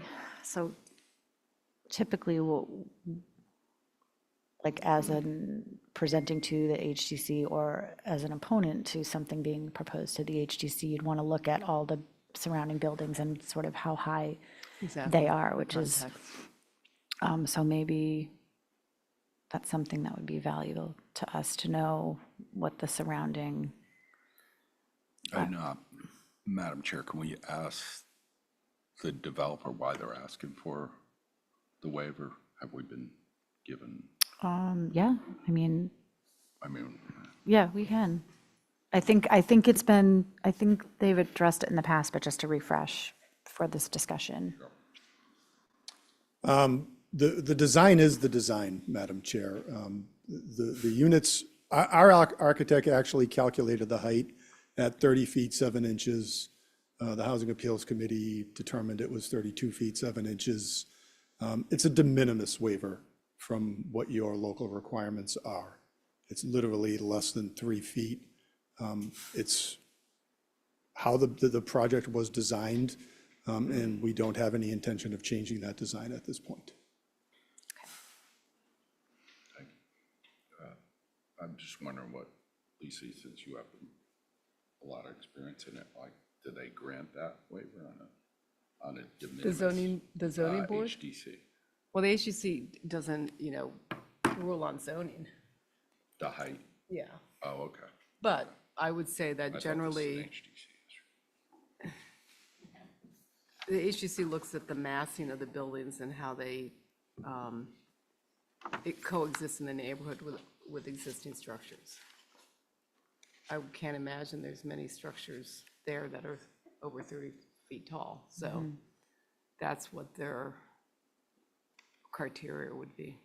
I mean, at least to address the HDC's biggest concerns being I think it's 4 buildings that are right along South Shore Road, right? Even though there's the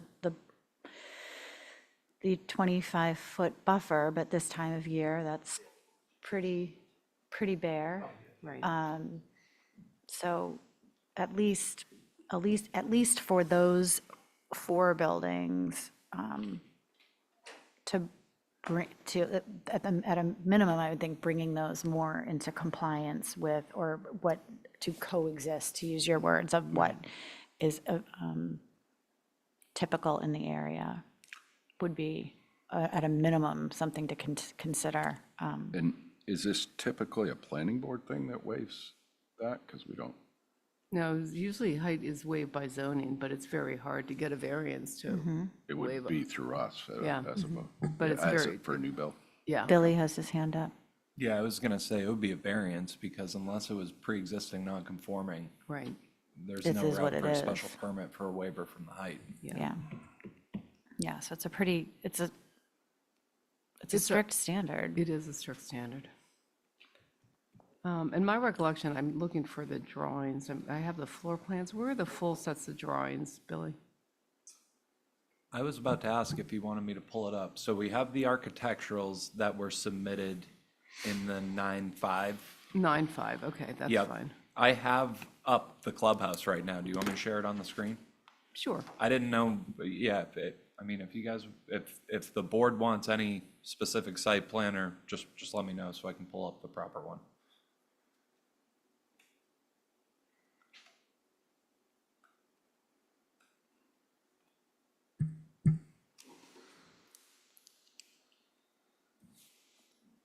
Yeah, so I think on the clubhouse, the concerns were the different materials on the walls. There's batten board on part of it, and there's shingles.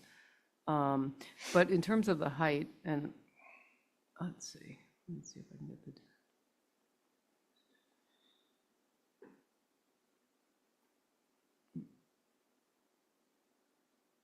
If it was this building, but.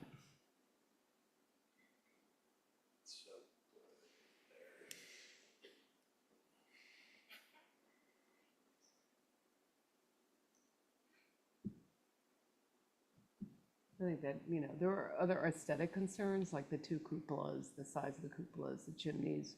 But one of the questions that one member brought up, and I can't remember who it was, is there's shingle above those window heads on the second floor, and whether or not that, it's 5 inches. But every little bit, I think, certainly helps with the massing of these buildings and how they relate to the context of the neighborhood.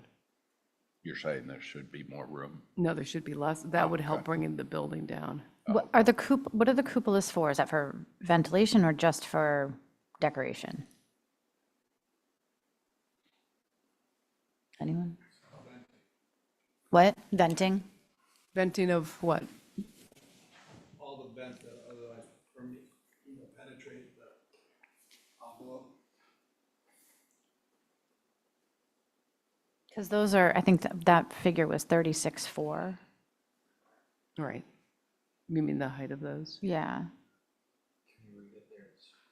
Yeah, no, it's, I could see it on my screen. 36.4, yep.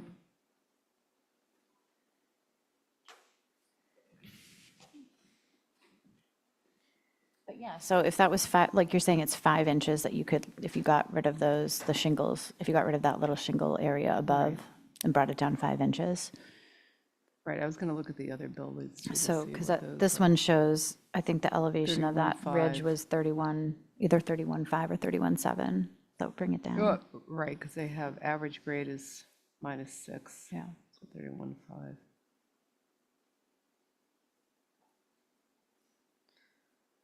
And the HTC had a problem with 2 cupolas? They didn't. They didn't like them? Yeah, like the 2 cupolas. Just trying to look at the other buildings too. Type A1.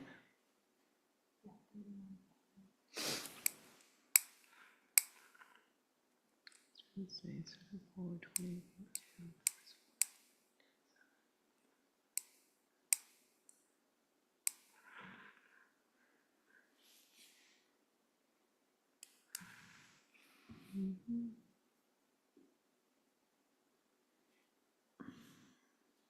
It happens on the, like an A1, if you go to the other buildings, there's what appears to be more shingle space.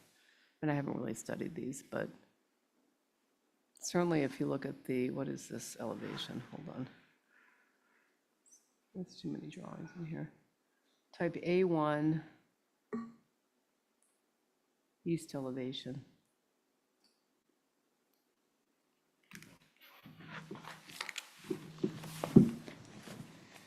I don't know what page it is in that. It's 6 of 9, it says, I think, Billy. I pulled up the architectural plans, it's page 26.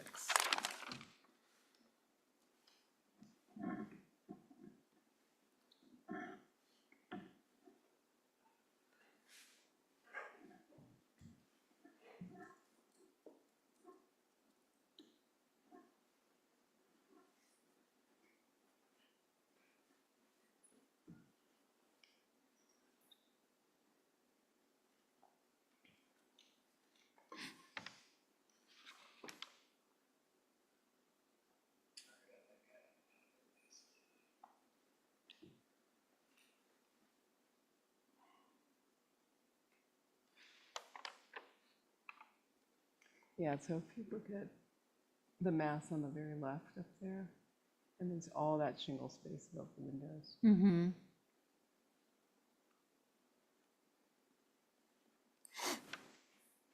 Yeah.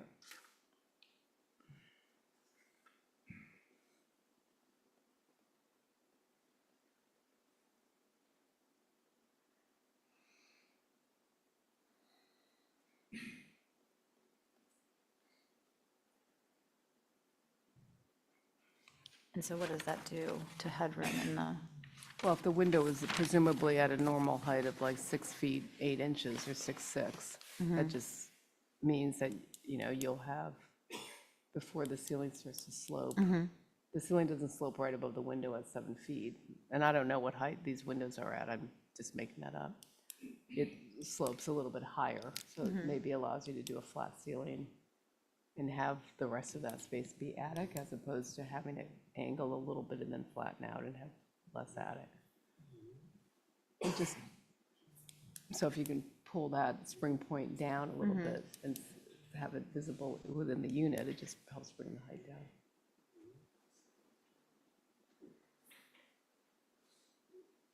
I just want to remind the board members to keep their voices up. oh, yeah, thank Oh, you. sorry. You know, it's important that you be heard what Yeah. you're saying.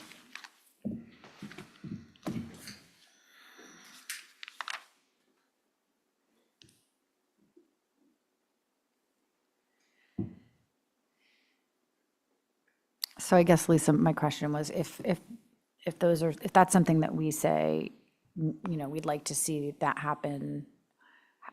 Well, I think we would just say we don't want to, we don't think a height waiver is appropriate, and they need to figure out And how then to, they'd figure out how to do how it. to deal with it. But you're saying, like, based on what you're seeing, you think that that's possible without too much? Like, they could, there's places that they could chip Yeah, I away mean, at it. we, you know, everybody that goes in for the HGC has to make, generally, has to make design changes to deal with their concerns. And, you know, another concern that the HGC had voiced was that this was a very repetitive development, like all the buildings are basically the same building, either turned over or rotated, and that it would be nice to see a little bit more diversity. So maybe if the applicant could take, you know, maybe not every building has to ask for a waiver. Maybe there's 3 tall buildings and the others are below. But it doesn't sound like the applicant wants to make any changes to anything, so I'm sure we're not going to see that. But But as the HDC, we can, yeah, I mean, I think it's a concern. You have a lot that has 16 buildings on it that are all over 30 feet tall. yeah.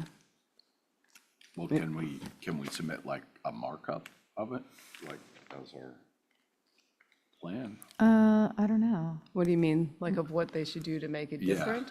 Like the Well, red bubbles?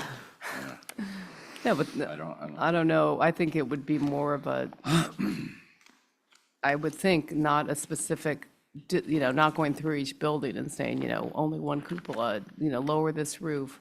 It would be more of a general description of, which the HGC sometimes does, it's just that, you know, the massing is inappropriate. We think the building should be, you know, and I'm making this up, more varied in height. There should be, you know, a little bit more variety in the streetscape.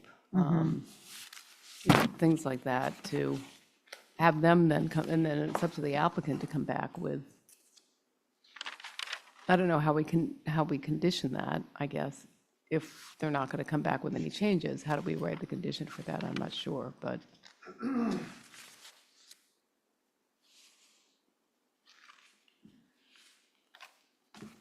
George, how do you propose that we would address something like that in the instance of a approval with That conditions? you would try to condition it. You're right. that- With I those mean, that details?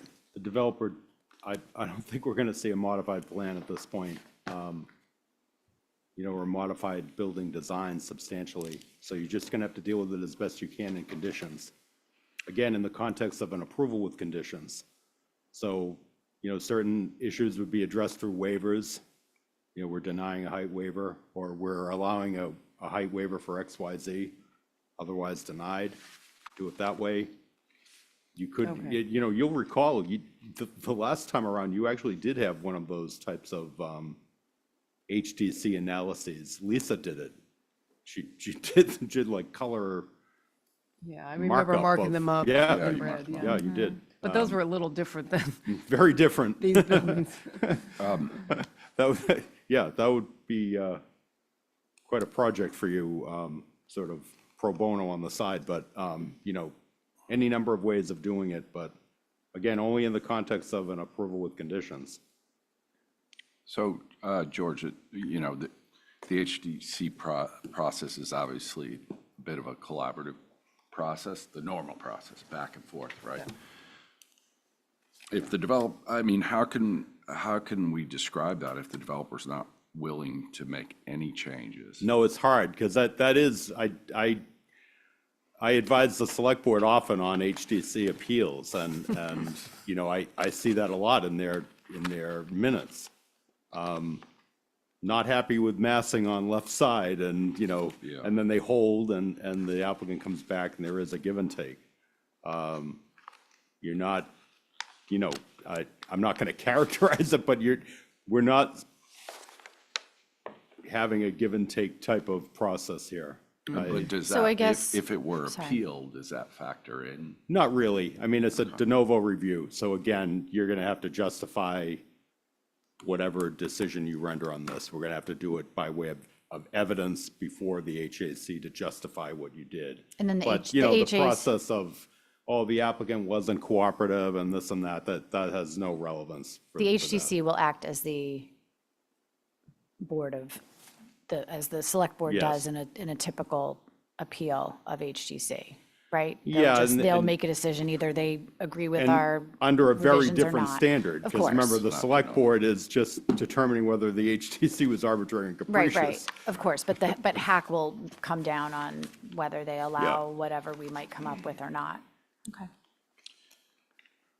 I just, you know, and along those lines, how, you know, going back to the press release and a lot of statements about working cooperatively, collaboratively with the town and all that, will that be submitted if it were appealed? I can't there's answer a that in the press release to hypothetical, that because I effect. don't know what your decision is going to be. I don't know if there's going to be an appeal. Right, I don't right. know what your decision will say in it. Remember that your last decision on this project had quite a bit of narrative about the history and what went on, and so we'll just have to cross that bridge when we come to it. I can just tell you, though, as a practical matter, and it's not just HAC, you know, courts tend to be fairly impatient of things that are not the substantive issues that are before you. So, yeah, you can get into that a little bit, but I recommend focusing on the substance.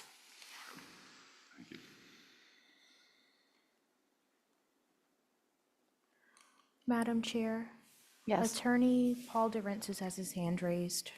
okay. Let him out, you can bring him on over.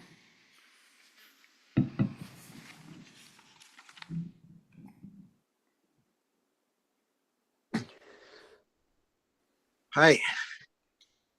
Thank you for allowing me to speak on the HTC issue. I want to draw your attention to the testimony that's already in the record of Diane Coombs. So the issue from the perspective of the HTC is not just the height of the buildings and the designs of particular features. Her testimony more generally said that the whole configuration needed to be redone for a variety of reasons. I invite you to look at her testimony. It's part of the record. It was filed on September 5. We had submitted the whole thing. So there is extensive testimony, not only from Diane Coombs, but more recently in this report from the select board, they enclosed HDC comments there's more than just these windows and wood use and height at issue here. All those people, by the way, suggested that the project be denied. Billy, can you point us to Diane's? I don't see it. I see proof. Is it the Holly Bacchus letter that you're referring to? No. No. Give me 1 second and I'll tell Th- you That one, exactly I where do it is. remember. Yeah, but there's, I'm looking for Diane Coombs' pre-filed It testimony. was on 9/5. Mr. Yep. Durant has submitted, it's like the third item from the bottom, but he had a 110-page submission. Oh, it's in so the letter. I'm going through to find the exact page. Okay, I got it. Now I'm pulling up his letter. Chris Meredith.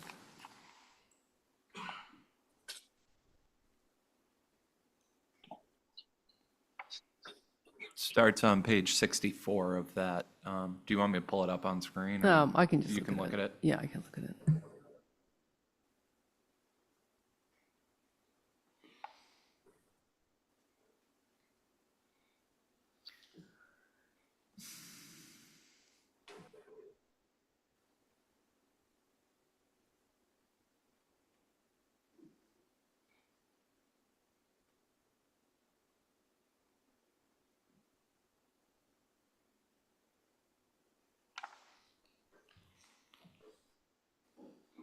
Yeah, she talks about the project site as well as the residential property to its south is more rural in character, field and construction than much of it.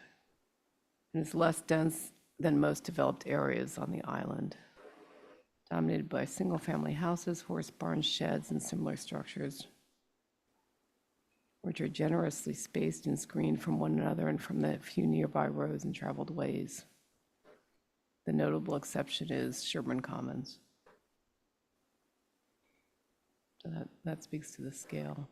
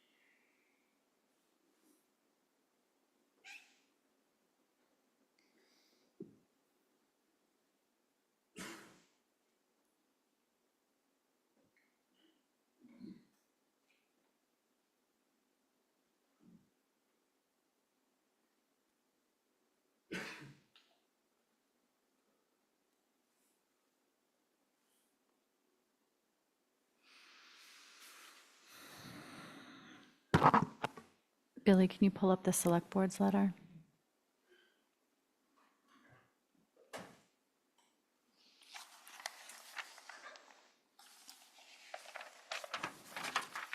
From the 1:15 or I have, the 11:20 meeting? I'm sorry. yeah, I'm looking at my notes from, yeah, I think It's that. dated 11/14. Is that what you're talking There, about? there we go. Yeah. Thank you.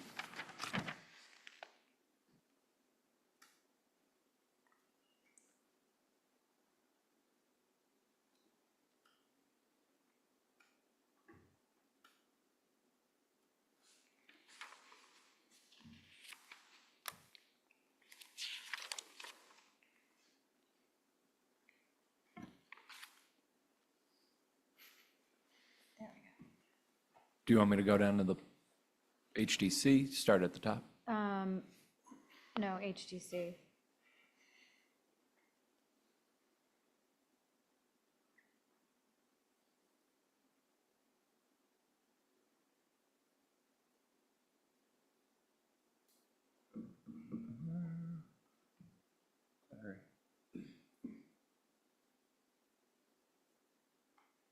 The HDC had a separate letter. a separate letter. Yeah, you want the HDC letter pulled up? I'm sorry.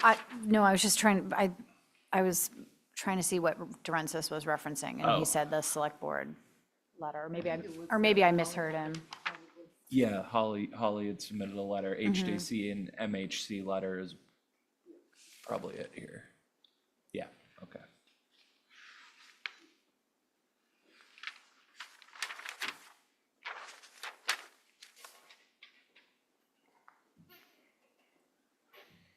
Thank you.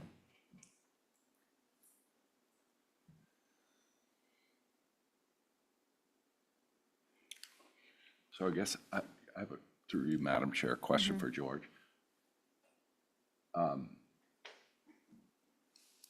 You know, if we were to just incorporate this, and we might change it more, but there are recommended changes that really aren't an economic issue, changing the color, 2 cupolas to 1 cupola. That can't be. So maybe it's a additional cost, but in that case, do you look at each one of those? I mean, I know what the hack, What happens based on is, what they did before. well, but it's not just in this instance though, because what happens is they don't appeal just a certain condition. They appeal conditions in the aggregate. So remember, there's always that requirement too about being reasonable. So they always have that to argue as well. In other words, their initial burden in the event of an approval with conditions is to prove that conditions singly or in the aggregate rendered the project uneconomic. But they can also argue to HAC, this condition is, unreasonable, it's beyond the scope of the ZBA's province in this case. And you'll recall the HAC decision in this case on your original approval with conditions had a number of findings along those lines that, this is beyond the scope without getting into issues of project economics. So, but this is exactly the type of detail. Again, a lot of the times projects, a board ends up with this type of, again, like a site plan review and an architectural review. And this is specific to local requirements under the Historic District Commission Act. So it would be entirely appropriate if you wanted to impose these types of conditions on the project change. But you'd have to, again, you're standing in the HDC shoes. You're not just taking what they say and just blanketly incorporating it in unless you look at it and decide that those suggestions make sense. Yeah, I guess, again, for me, my edification. So some And of it's them are forever minor, waived some are if very you don't. specific. But then some of those other suggestions, if we were to just incorporate them, don't really have a specific solution, right? Right. So is that for us to fill in? It depends on which one. Like building A and B, the right massing is unnecessarily large. Right. That's tough, but That's when we look to top to plate Lisa. should be reduced. I think they were talking about the height of the one section of those buildings is taller than it needs to be. Those roofs could be lowered. But I mean, when you break them down, if you're in the context of an approval with conditions, take them one by one. You can break them down and condition them. Yeah. Okay. Yeah, like the one that says, But like a lack of diversity, what, right. There was the one that, if you scroll up. Yeah. Towards the top, okay, there was one about, individual houses along the road were typical of the area, recommended to retain its character and existing streetscape versus proposed cottage public buildings along the road. I mean, that would just be, buildings, I don't know the numbers, 1, 2, 3, and 4. And I apologize. Can I just ask what this is again? I just want to, is this a formal submission to you from the HDC? yeah. Oh, that was Yeah. heard it. Not through the select board, they just. Great. They met, and then. Yeah. Great. And I watched part of. I mean, part of these are this. exactly the types of things you want to be looking at. I mean, again, you're taking in as much information as you can. You're also having as much of a dialogue as you can while the public hearing is open. The fact that you're discussing it doesn't necessarily mean you're going to approve the project either, but you're trying to do your best that you're having this dialogue. If you have further questions and you want further submissions, you can get them in time. But, you know, again, I would just remind you, this is only going to end up being relevant if you've got an approval with conditions.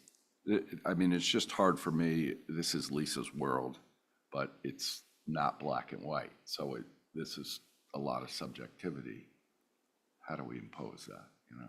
Well- If the developer does not want to work. Well, so from the applicant, are you guys are solid on the fact that you're not going to entertain any of these changes? I mean, some of them I think could go a long way. And the HDC has some valid points about the massing along South Shore Road, the height concerns. You know, it would be fantastic to see some revision, even just something to meet the community. And I said this last time, like I said, meet the community halfway, but even just like small changes that could be a gesture of, we hear you, we understand, we see these concerns, and here's what we've done to address them and minimize at least the streetscape impact to this otherwise, generously screened area of the island. So, Madam Chair, throughout this process, my client has tried to work with this board, but the feedback that we've been receiving is generally been very negative. I won't say that that's true for every member of the board, but certainly a majority of the board has given us feedback that suggests that we are not going to get to a resolution that we're not going to have to appeal to the Housing Appeals Committee. So that is definitely having an impact on my client's willingness to go back and spend additional money and time in redesigning this project when there's absolutely nothing that would suggest that we're going to get a favorable result at the end. That being said, if the board wants to impose conditions, the applicant is going to review your decision. It is going to take a look at whether or not those conditions in the aggregate render the project uneconomic, and will make a determination as to whether or not it needs to appeal. There's no desire to continue this process with further litigation. We want to get a local approval. We will accept conditions that are reasonable and that don't have a significant negative impact on the economic viability of the project. But until we get to that point, I don't see that there's any way that we're going to be making any more changes to the design. Okay. Thank you. I mean, I guess it's difficult for the perspective of, I'm not sure I understand, and it hasn't been made clear, why changing the plan by either addressing the issue along South Shore Road with the scale of those buildings wouldn't still be a successful project and successful economically.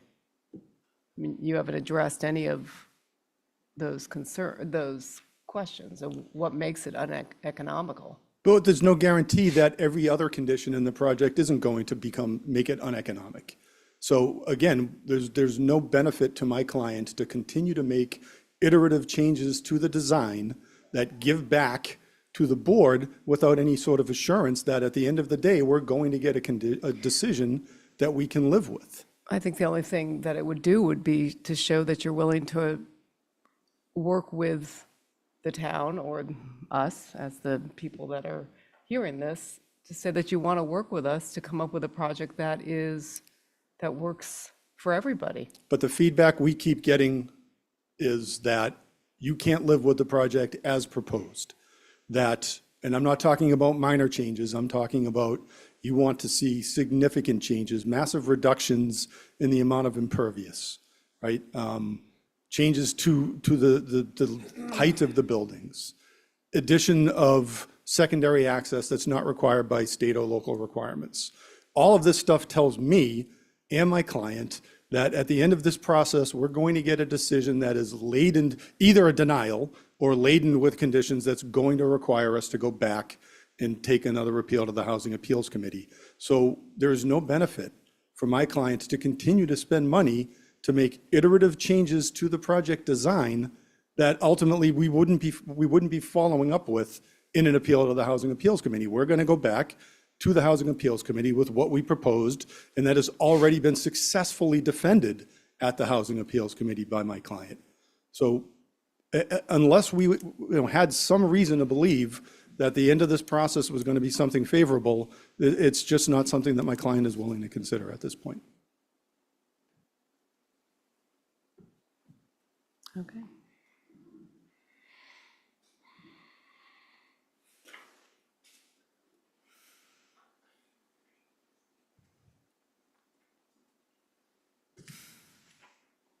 Attorney Murphy. Good afternoon again. I know you're talking about HDC, but before the public hearing closes, I had two more issues that I wanted to just suggest that the board consider. You've heard me ad nauseum about the public water recharge area.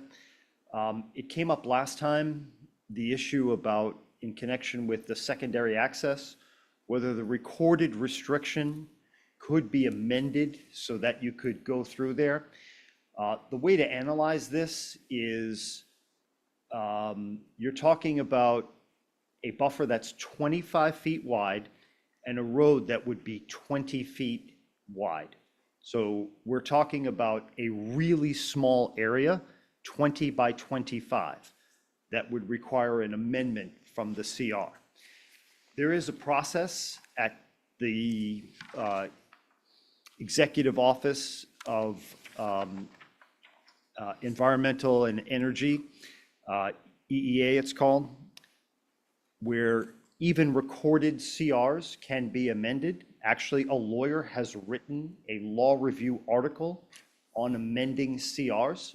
I'm happy to forward it. So the idea, it wasn't me, I didn't write the article, but the idea that this is somehow you cannot revisit, that's not the case. I am working on amending a CR for the Land and Water Council right now. There is a process, you have to go through the state, and in this case, the area that you're talking about is minuscule, 500 square feet.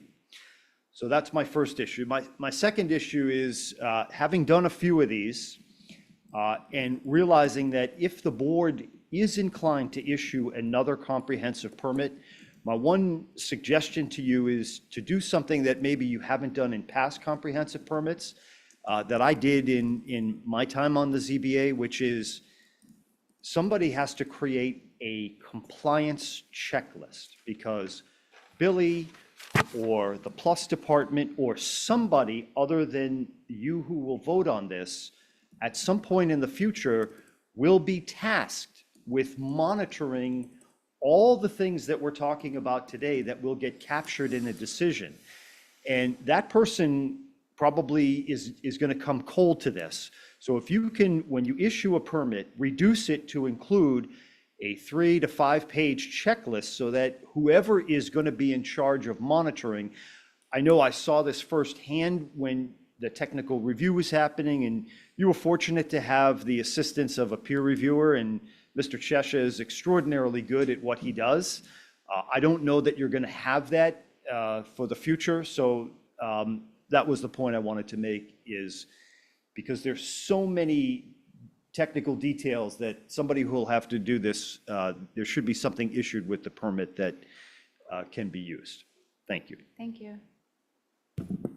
Madam Chair, if I can just address Attorney Murphy's first comment as it relates to the restriction area. We never suggested that a restriction can't be modified, but what we did state was that it's a difficult process with the state to get that modification approved.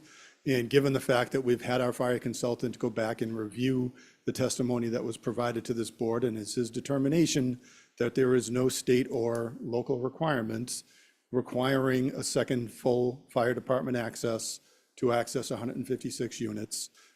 We've decided that it's not worth our efforts to go to try to get that restriction amended with the state.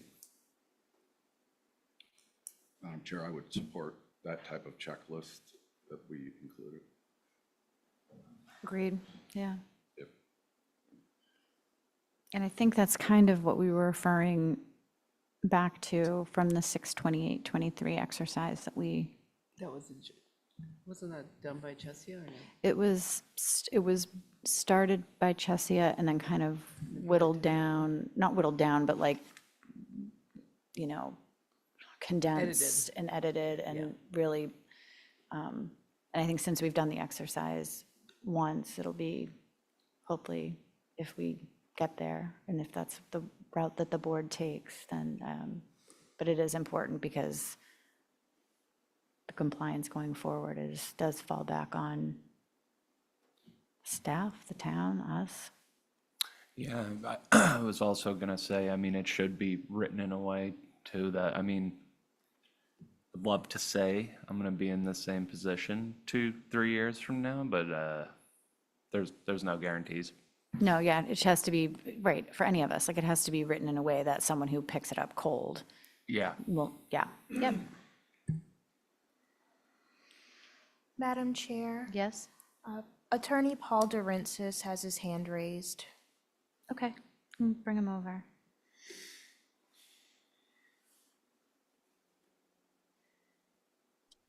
Hi, it is not Attorney Durensis, it's Linda Durensis. I would just like to make a point. The developers love to talk about hack and hack okayed this and that. What they never talk about is Superior Court, who said hack got it all wrong. So please keep that in mind when the developer's attorney keeps saying hack approved this.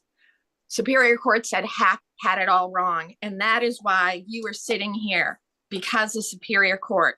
Also at hack, the developer kept saying Nantucket approved a project. So Nantucket basically said a project like this works. That's how hack interpreted you're approving a project with conditions last time. Also saying hack okayed a height waiver. When hack was looking at height waivers, let's remember there was only one monster sized building. That was the clubhouse. Now this project is up to 19 monster sized buildings. Once again, the developers have left out that small little detail.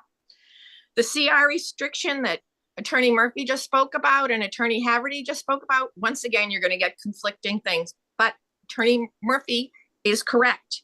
You can change a CR. It is actually, the agency is happy to work to change CRs, but it must come from the developer. You can't ask for it, and they don't want to do it. It is not a difficult process to do.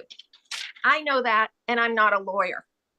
Also, the developers from the first day of the hearing have always said it's 156 unit condos from single family homes was not a substantial change. They said that at hack, they said that at Superior Court.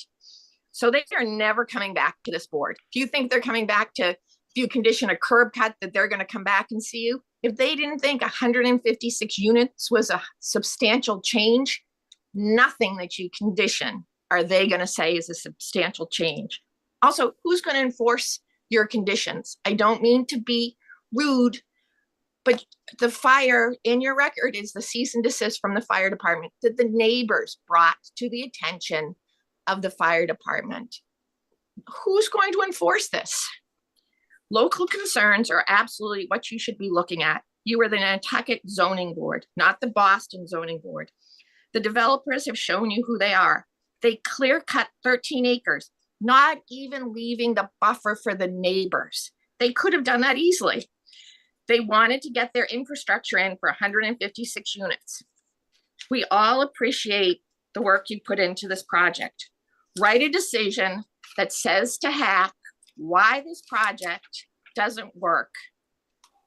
The developers want you to approve any project because what that gives them is a building permit, and they will go start building that monster clubhouse on the very next day. And then we will have to hear from them about the money that they've put in for the infrastructure and also for the buildings that they are doing. Just say no and explain to Boston, which is hack, why 30 miles out to sea, this project doesn't work. This is going to be your legacy, and it is time for someone to say no to these developers. Thank you very much. Thank you. I think we'll go for another 10 minutes, and then I think we need to get back to Jim's request, talk about extension. So Madam Chair, can I respond to those last comments? Sure. So in the first instance, the Superior Court did not rule on any of the substantive issues in the Housing Appeals Committee's decision. What it determined was that its decision on the insubstantial change was incorrect, and therefore it rescinded that decision and remanded it back to the board. All of the substantive determinations within the Housing Appeals Committee decisions have not been addressed at all by the Superior Court. Secondly, the clubhouse for the original project was not the largest structure. There was either a 12 or 13 unit structure for a condominium building in the original design, so that wasn't correct. As it relates to the clear cutting that has occurred on the site, the 25-foot buffer that is required by the deed restriction remains in place. That was not cleared, so that was not accurate. That's it. Okay. Madam Chair, I just want to respond to Mr. Haverty's comments about the board. From my perspective, I don't see it as being resistant to the developer per se. I think there are a lot of issues that shouldn't be disputed and this is a great example, the permit that Mr. Murphy talks about. It's those things that kind of, I think, the board reacts to, that they're not willing to do anything where it's pretty clear or it's a black and white issue. And I just want to say that that's more of our reaction to the developer not wanting to compromise in any way than the board having some preconceived notion of not allowing or allowing anything to go forward.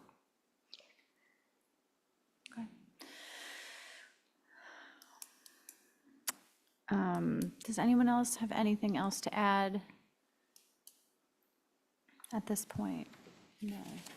I have one question. I know that Jim, I think last time brought up the idea of Chief Murphy going to, get further consultation on the fire requirements. Did that ever get requested, Billy? So Chief Cranston. Oh, sorry. I did send the request through the proper channels on February 5th. I have not received a response yet, but I did just follow up on that, so I'm hoping to have a response. Okay. That was 6 days ago, roughly. We're just running out of time. Yeah, but our time is compressed, so. Right.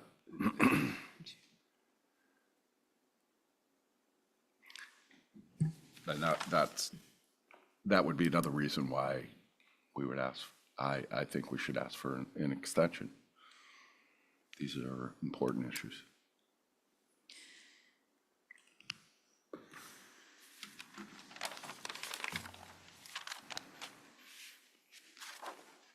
How does anyone else on the board feel about asking for an extension? Well, through Madam Chair, I guess, my question was, we have, as it stands now, we have one more meeting before closing the public hearing.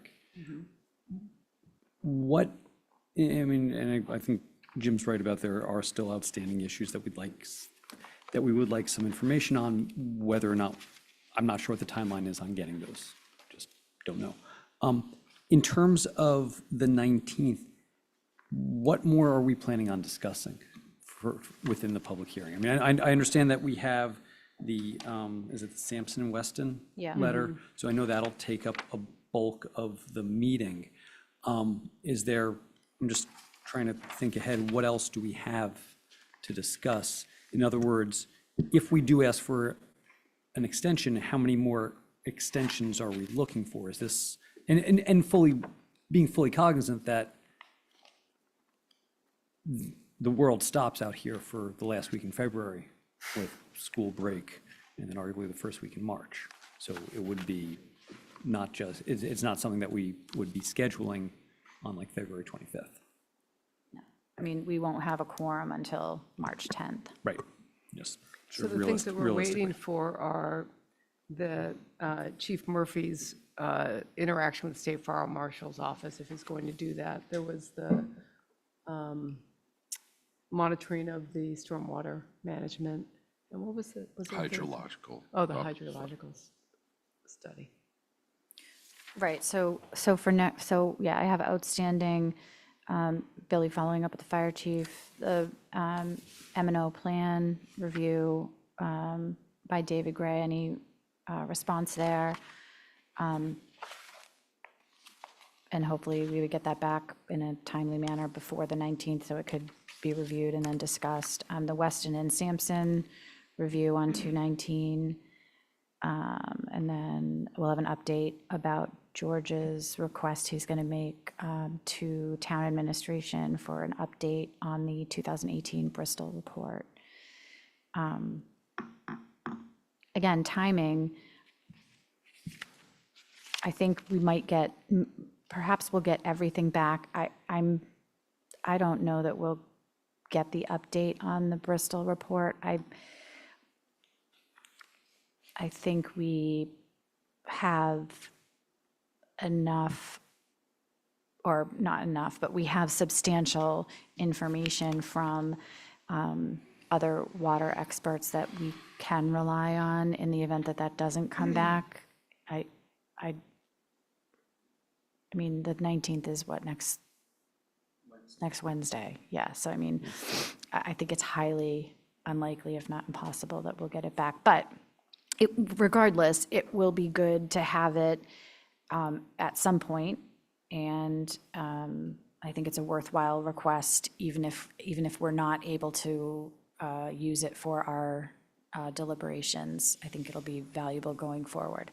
So those are the only things that I see, other than just, again, it'll be the last opportunity for the public to weigh in, and then, yeah, from that point, from the 19th of February, if that's when we close the public hearing, we won't meet again until the week of the 10th to start deliberations. And I don't know the end date of the deliberations. I didn't mark that out, but we will need to have. I'm away that week too, You're away what week? The 10th? of March. Okay, so that means we won't have quorum until. Madam Chair, through you, is the, yeah. once we close the public hearing, do we have 30 days or 45 days? I think it's 40. 40. Just 40, Somewhere in between, perfect. yeah. But if, So that's more reason to ask for the extension, because we're going to lose well, a bunch of time in right, March. so I was thinking that we would perhaps still close the public hearing and then ask for, on the back end, for our deliberations for more time, because if we can't start meeting until March 17th, we've used up, the week of March 17th, we've used up, that's half of our, that's, more than Well, I half. can- That's almost, that's 30 days, that's 30 days of our, right? I think I'm back the 13th. Still, that's I'm almost. here for school break, though. You guys can zoom in. I'm the only one that's here. So, yeah, we wouldn't, so we'd eat up maybe 30 days, 21, 3 weeks of our 40 days without quorum. Yeah, I have the 40 days after February 21st. I have a typo here. I have March 2nd. It should be April 2nd. And we also have to keep in mind, we have our regular meeting on March 13th. yeah. Right, so again, you factor all this in, we're going to get the hack transcript, and there's a lot of documents here. I don't know why this board would be resistant to this. What is the downside? To of what?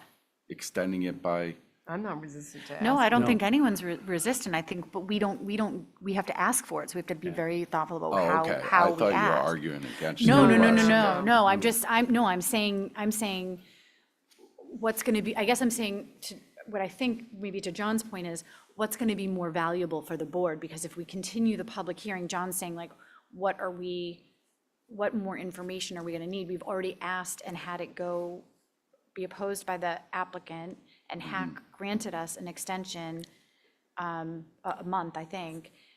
What's going to be better for the board strategically if we go back and continue the public hearing, or if we ask for the extension on the end of the, like, what are we more likely But to if get? they extend the public hearing, Yeah, don't we you by? Yeah, we'll extend it still get the by 40 days. Still get the default. 45 We days. but- do. So I think the only reason to, well, not the only reason, but I think trying to get these information on these last few things is important. And Yeah. if we're not going to be able to get that in 8-9 days, No, whatever. we're not. So, Billy, you have your hand up, and then let's see what Yeah, George has before- to say about this. I would actually, Madam Chair, through you to the entire board, I'd like to get your input on, so today is Tuesday, the 11th. We're going to have the meeting next Wednesday, the 19th.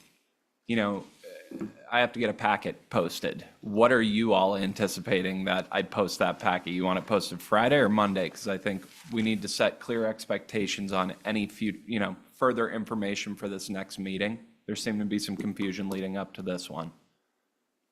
I'd love to see it posted on Friday, so people have the weekend to go through it, and they're not trying to do it Monday or Tuesday after work. Okay, and I will get it up there Friday before I leave, just anyone listening. That doesn't mean send me what you have at 3 PM on Friday. That means send me what you have ASAP, please. And I just wanted to note, your 40 days will run from the close of a public hearing. Right. From the Yeah. 21st. Right, so if we close it on the 19th, the 40 days from the then. clock starts ticking, and if we can't meet again until at least March 17th or March 14th, that's a big chunk of that 40 days. So could it- If we do, George, if we do request an extension, at this point, since HAC granted us this extension till February 21st, can we agree with the developer to an extension, or do we have to go back through HAC because that was through them? Oh, yeah, if the developer were to agree, we could file something that's jointly with the HAC. Do we want to ask, or?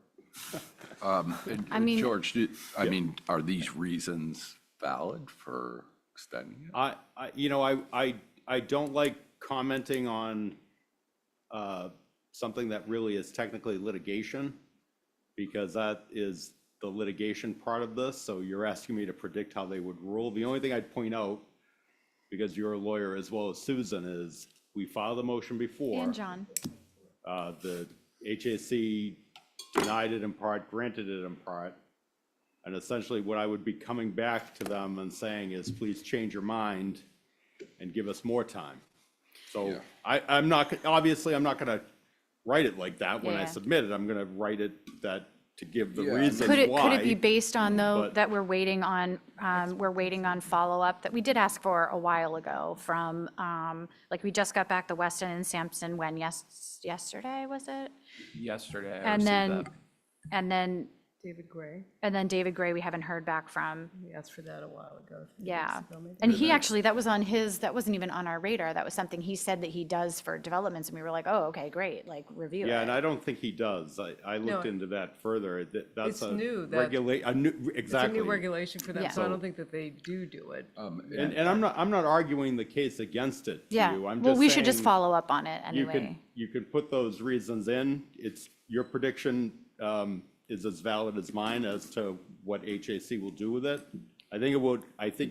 And keep in mind too, the developer has the opportunity to respond to that motion, and they did last time. So if we were to ask for an extension to keep the public hearing open, to give us the opportunity to review whatever still we're waiting on, would it be till, I mean, we wouldn't even be able to meet on it till, let's say March 14th. I mean, would we request for a month, till March 21st? That would give us, we could meet maybe twice that week? Maybe twice, realistically. Yeah, I mean, This goes to John's question too. What exactly are you planning on discussing in public hearing? The Weston and Sampson report I can preview for you, because I read it this morning. I just got it. Billy had sent it out to everybody yesterday. is a two-page letter, and they comment on compliance with the stormwater management standards, and then they make a statement about, about local concerns and conditions, and it would be helpful to have a little bit more collaboration, essentially is what's in there. You're gonna be able to discuss that. Right. I just realized from hearing it you only have a week to get the town manager to authorize Bristol to update their report, and then Bristol would have to digest a whole bunch of information. So it would be extremely unlikely that you would have an update to that by next week. There's nothing further from David Gray. And I don't know what other items you were waiting on, but so. Madam Chair, if I can just clarify, the reason I was asking that was sort of say that I think at this point, we've gotten a lot of the public testimony and a lot of the information that we need, and we're getting towards the end. And that we still need some of these last pieces of information, but this is not, I don't know that we need to have many more public hearings. And I guess that's why I was trying to see what else is on our agenda, that we're really, if we're going to extend it, it's so that we can acquire the information that we have asked for, knowing that that it seems as though some of the people, their timeline is not our timeline, and which is part of our frustration. And we could always ask while we're here today, we could ask a joint motion to HAC would be more likely to be allowed than a opposed motion. Not that I'm not going to file the motion if you tell me to file it. Well, then I guess But if we could ask them, can you agree to a certain date? And then if we don't get more information, like if no, I guess my feeling too is it does seem like we're getting to the end, and the conversation needs to move towards deliberation. And so I guess it would be helpful to, if any of this other information is coming in, you're saying that David Gray, the sewer department, did not and is not planning to review the M&O? Yeah, my understanding was Okay. that was a new regulation that is not in effect yet that he was referring to, Well, I think, Okay, yeah. okay, so he's not reviewing it, he doesn't have any comments, and that's not happening. that I know of, yeah. All right. And we could ask about, it's the pleasure of the board, Well, really, but. I think we could ask for maintenance schedule. That would be a condition. So That's what Yeah. he mentions, the maintenance schedule. Yeah, yep. Maintenance As a maintenance condition plan. of the comprehensive if a permit. decision was granted and conditioned, yeah.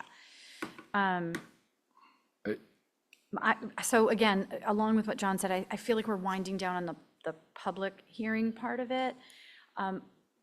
My bigger concern really is that 40 days, because, and I don't care how it goes, that it, whether we're granted a continuance on the public hearing, and then we close it at a later date to start the 40 days ticking a little later when we're all able to actually meet.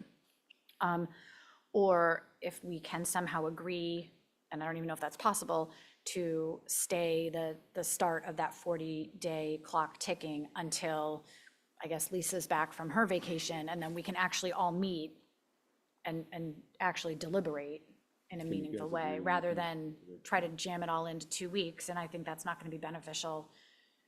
It's not going to be beneficial for the town. It's not going to be beneficial for the applicant, and we're not going to be able to. It will be very difficult to have a well-discussed decision. I'm going to just let Attorney Haverty say if they're willing to. Great, thank you. Talk to you at all about it, but. Thank you, Madam Chair. I really haven't heard anything that I think would justify an extension to keep the public hearing open. This is a very, very expensive process for my client. Having to keep coming back here, go over the same topics over and over, present the same information over and over, get the same feedback over and over. It's just not productive. There is a project that's sitting there. Construction has already commenced. Every day that we don't move forward with that is costing them money. So at this point, it's just not reasonable for us to grant an extension. And what about for the deliberation period? It has the same impact. Again, it delays the process even further, costing my client additional money. And I just can't recommend to them that we do that. Even though all of these board members are volunteers, and we have given so much of our time since 2018 to work on this project in good faith. And, you know, I'm grateful to HAC that they gave us the extension. And when we first discussed it, and then I started thinking about the calendar, like it really robs us of the most important part of this, which is the deliberation. And through this process, there were many times over many years where there were things that I thought we could have moved forward faster. But the whole point is to give the abutters and the community and the public and members an opportunity to speak. And we have, you know, really as a board been very cognizant of giving everyone an opportunity to speak. Did that drag things on more? Maybe. But did it give everyone the time to say what they felt was important to them for this project? I hope so. I would just personally, after spending, you know, not as much time as the developer, but a lot of time on this over, you know, since 2018, and then going through the whole technical review, which then got, you know, totally flummoxed with the Superior Court decision, to then have to, and I get it, it's school vacation week.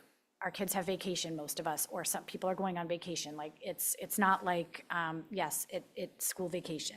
But the bottom line is it's two to 3 weeks where we are not able to meet, we are not able to deliberate, and we only have 40 days to do that. I have serious concerns for us to achieve, and us meaning the applicant, the town, the board, the abutters, the future residents. I have serious doubts of us being able to achieve the best result if we are only able to meet over 2 weeks to come to a decision on this. That really, I would really like to have the full time to be able to give the best decision we can. And Madam Chair, I appreciate your concern. I would remind the board that when this project was originally before you, on the original application. Which one? We did grant an extension of the time, not only for you to close your public hearing, which wound up taking about a year rather than the 180 days prescribed by the regulations, but we granted an extension of the time for you to render your decision, which you took, rendered a decision that we then had to appeal to the Housing Appeals Committee, and now we've been stuck in litigation for 6 years. Well, I would ask you to afford us that same courtesy now. And again, I don't see how that is going to get my client to a point where they get a decision that they don't wind up in extended litigation again anyways. If we don't have the opportunity to successfully deliberate, then that's, I mean. It's a factor. It's a factor. So if we don't have the time, like, we all have jobs, we all have other things. This is a volunteer job. So like, to give it the attention it needs, it's not like we're doing this from 9 to 5 every day. And I really. I understand. And I was a zoning board member in my own town. I sat on comprehensive permit applications. I get the amount of work that goes into it. You, of course, can give directive to your town council to begin drafting a decision that can be circulated among the members. You can be reviewing that. So that time doesn't have to be wasted. You can actually make progress even though you're not meeting. And so that when you get to your deliberation meeting, you've got a draft decision that you can review and discuss. So I don't think that you're talking about, a 2-week black hole here. It is, but. Our request, my request, is a reasonable request. And the outstanding issues that we're looking for information are big issues. Everyone knows this is a huge project. To expect us to review all this documentation, assimilate that, and not be able to come up with questions afterwards is insane, unless Mr. Haverty can show us a case before him when he was in the ZBA where everything where the developer didn't cooperate in this manner. I mean, I'm sure the developer, when you were on the ZBA, cooperated on every 40B. But we get the pushback every time, and this is a very reasonable request. For instance, when we were going through the waivers, we talked about the parking issue. Now we're kind of have to go back and ask the police chief, you know, what their view is on parking, since we don't really have a standard. Just as an example, I look at this stuff throughout the week, and then I have additional questions. I don't think it's unreasonable for a project of this size and the information that we've received and some information that we're looking for. It's frankly unreasonable not to grant this.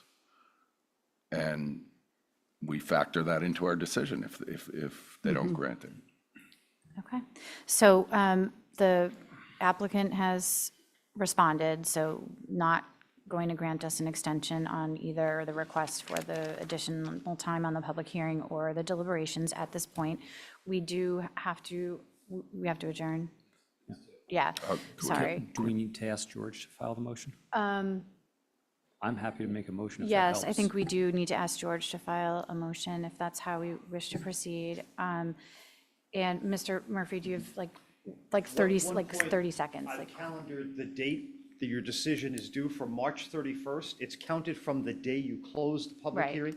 HAC gave you to the 21st, but if you're going to close on the 19th, Yeah. it's due the 31st. Thank you. Yeah, Okay. so why don't we, Yeah. can we meet briefly on the 21st? We couldn't because people are traveling. Yeah. And Madam Chair, I'm not suggesting that by extending it, we meet every. No, No, we no, no, I can't, just we wanted- can't need some even more meet. time Yeah, yeah, to- we Just can't wanted to even push meet. that out 2 more That's the days. whole point. We don't have the ability to meet, that it is a black hole. All right, so we do have to wrap up. So John was making a motion to, Let's make a motion to ask, to request town council for an extension of the public hearing and the deliberation period through HAC. okay. Second. And Jim seconds. Okay, all those in favor say aye. Aye. Okay. So this motion, do we need to do a motion to continue to the 19th? Or do we Yeah, just? yeah, just yeah. So please do. motion to continue the public hearing to the 19th of February So moved. At 1 PM. at 1 PM? Do I have a second? And just one last quick thing, please, any submissions this week, have in my inbox by noon on Friday, and I will get them on the website Friday afternoon. Okay, so do I have a second on the continuance till the 19th at Second. 1? Okay, all those in favor say aye. Aye. And then a motion to adjourn for today. So moved. So moved. Seconded.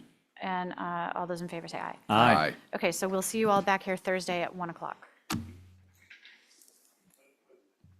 No, sorry, for the regular meeting is Thursday, yeah. I mean, you feel free to come if you want. We'll be here. Okay.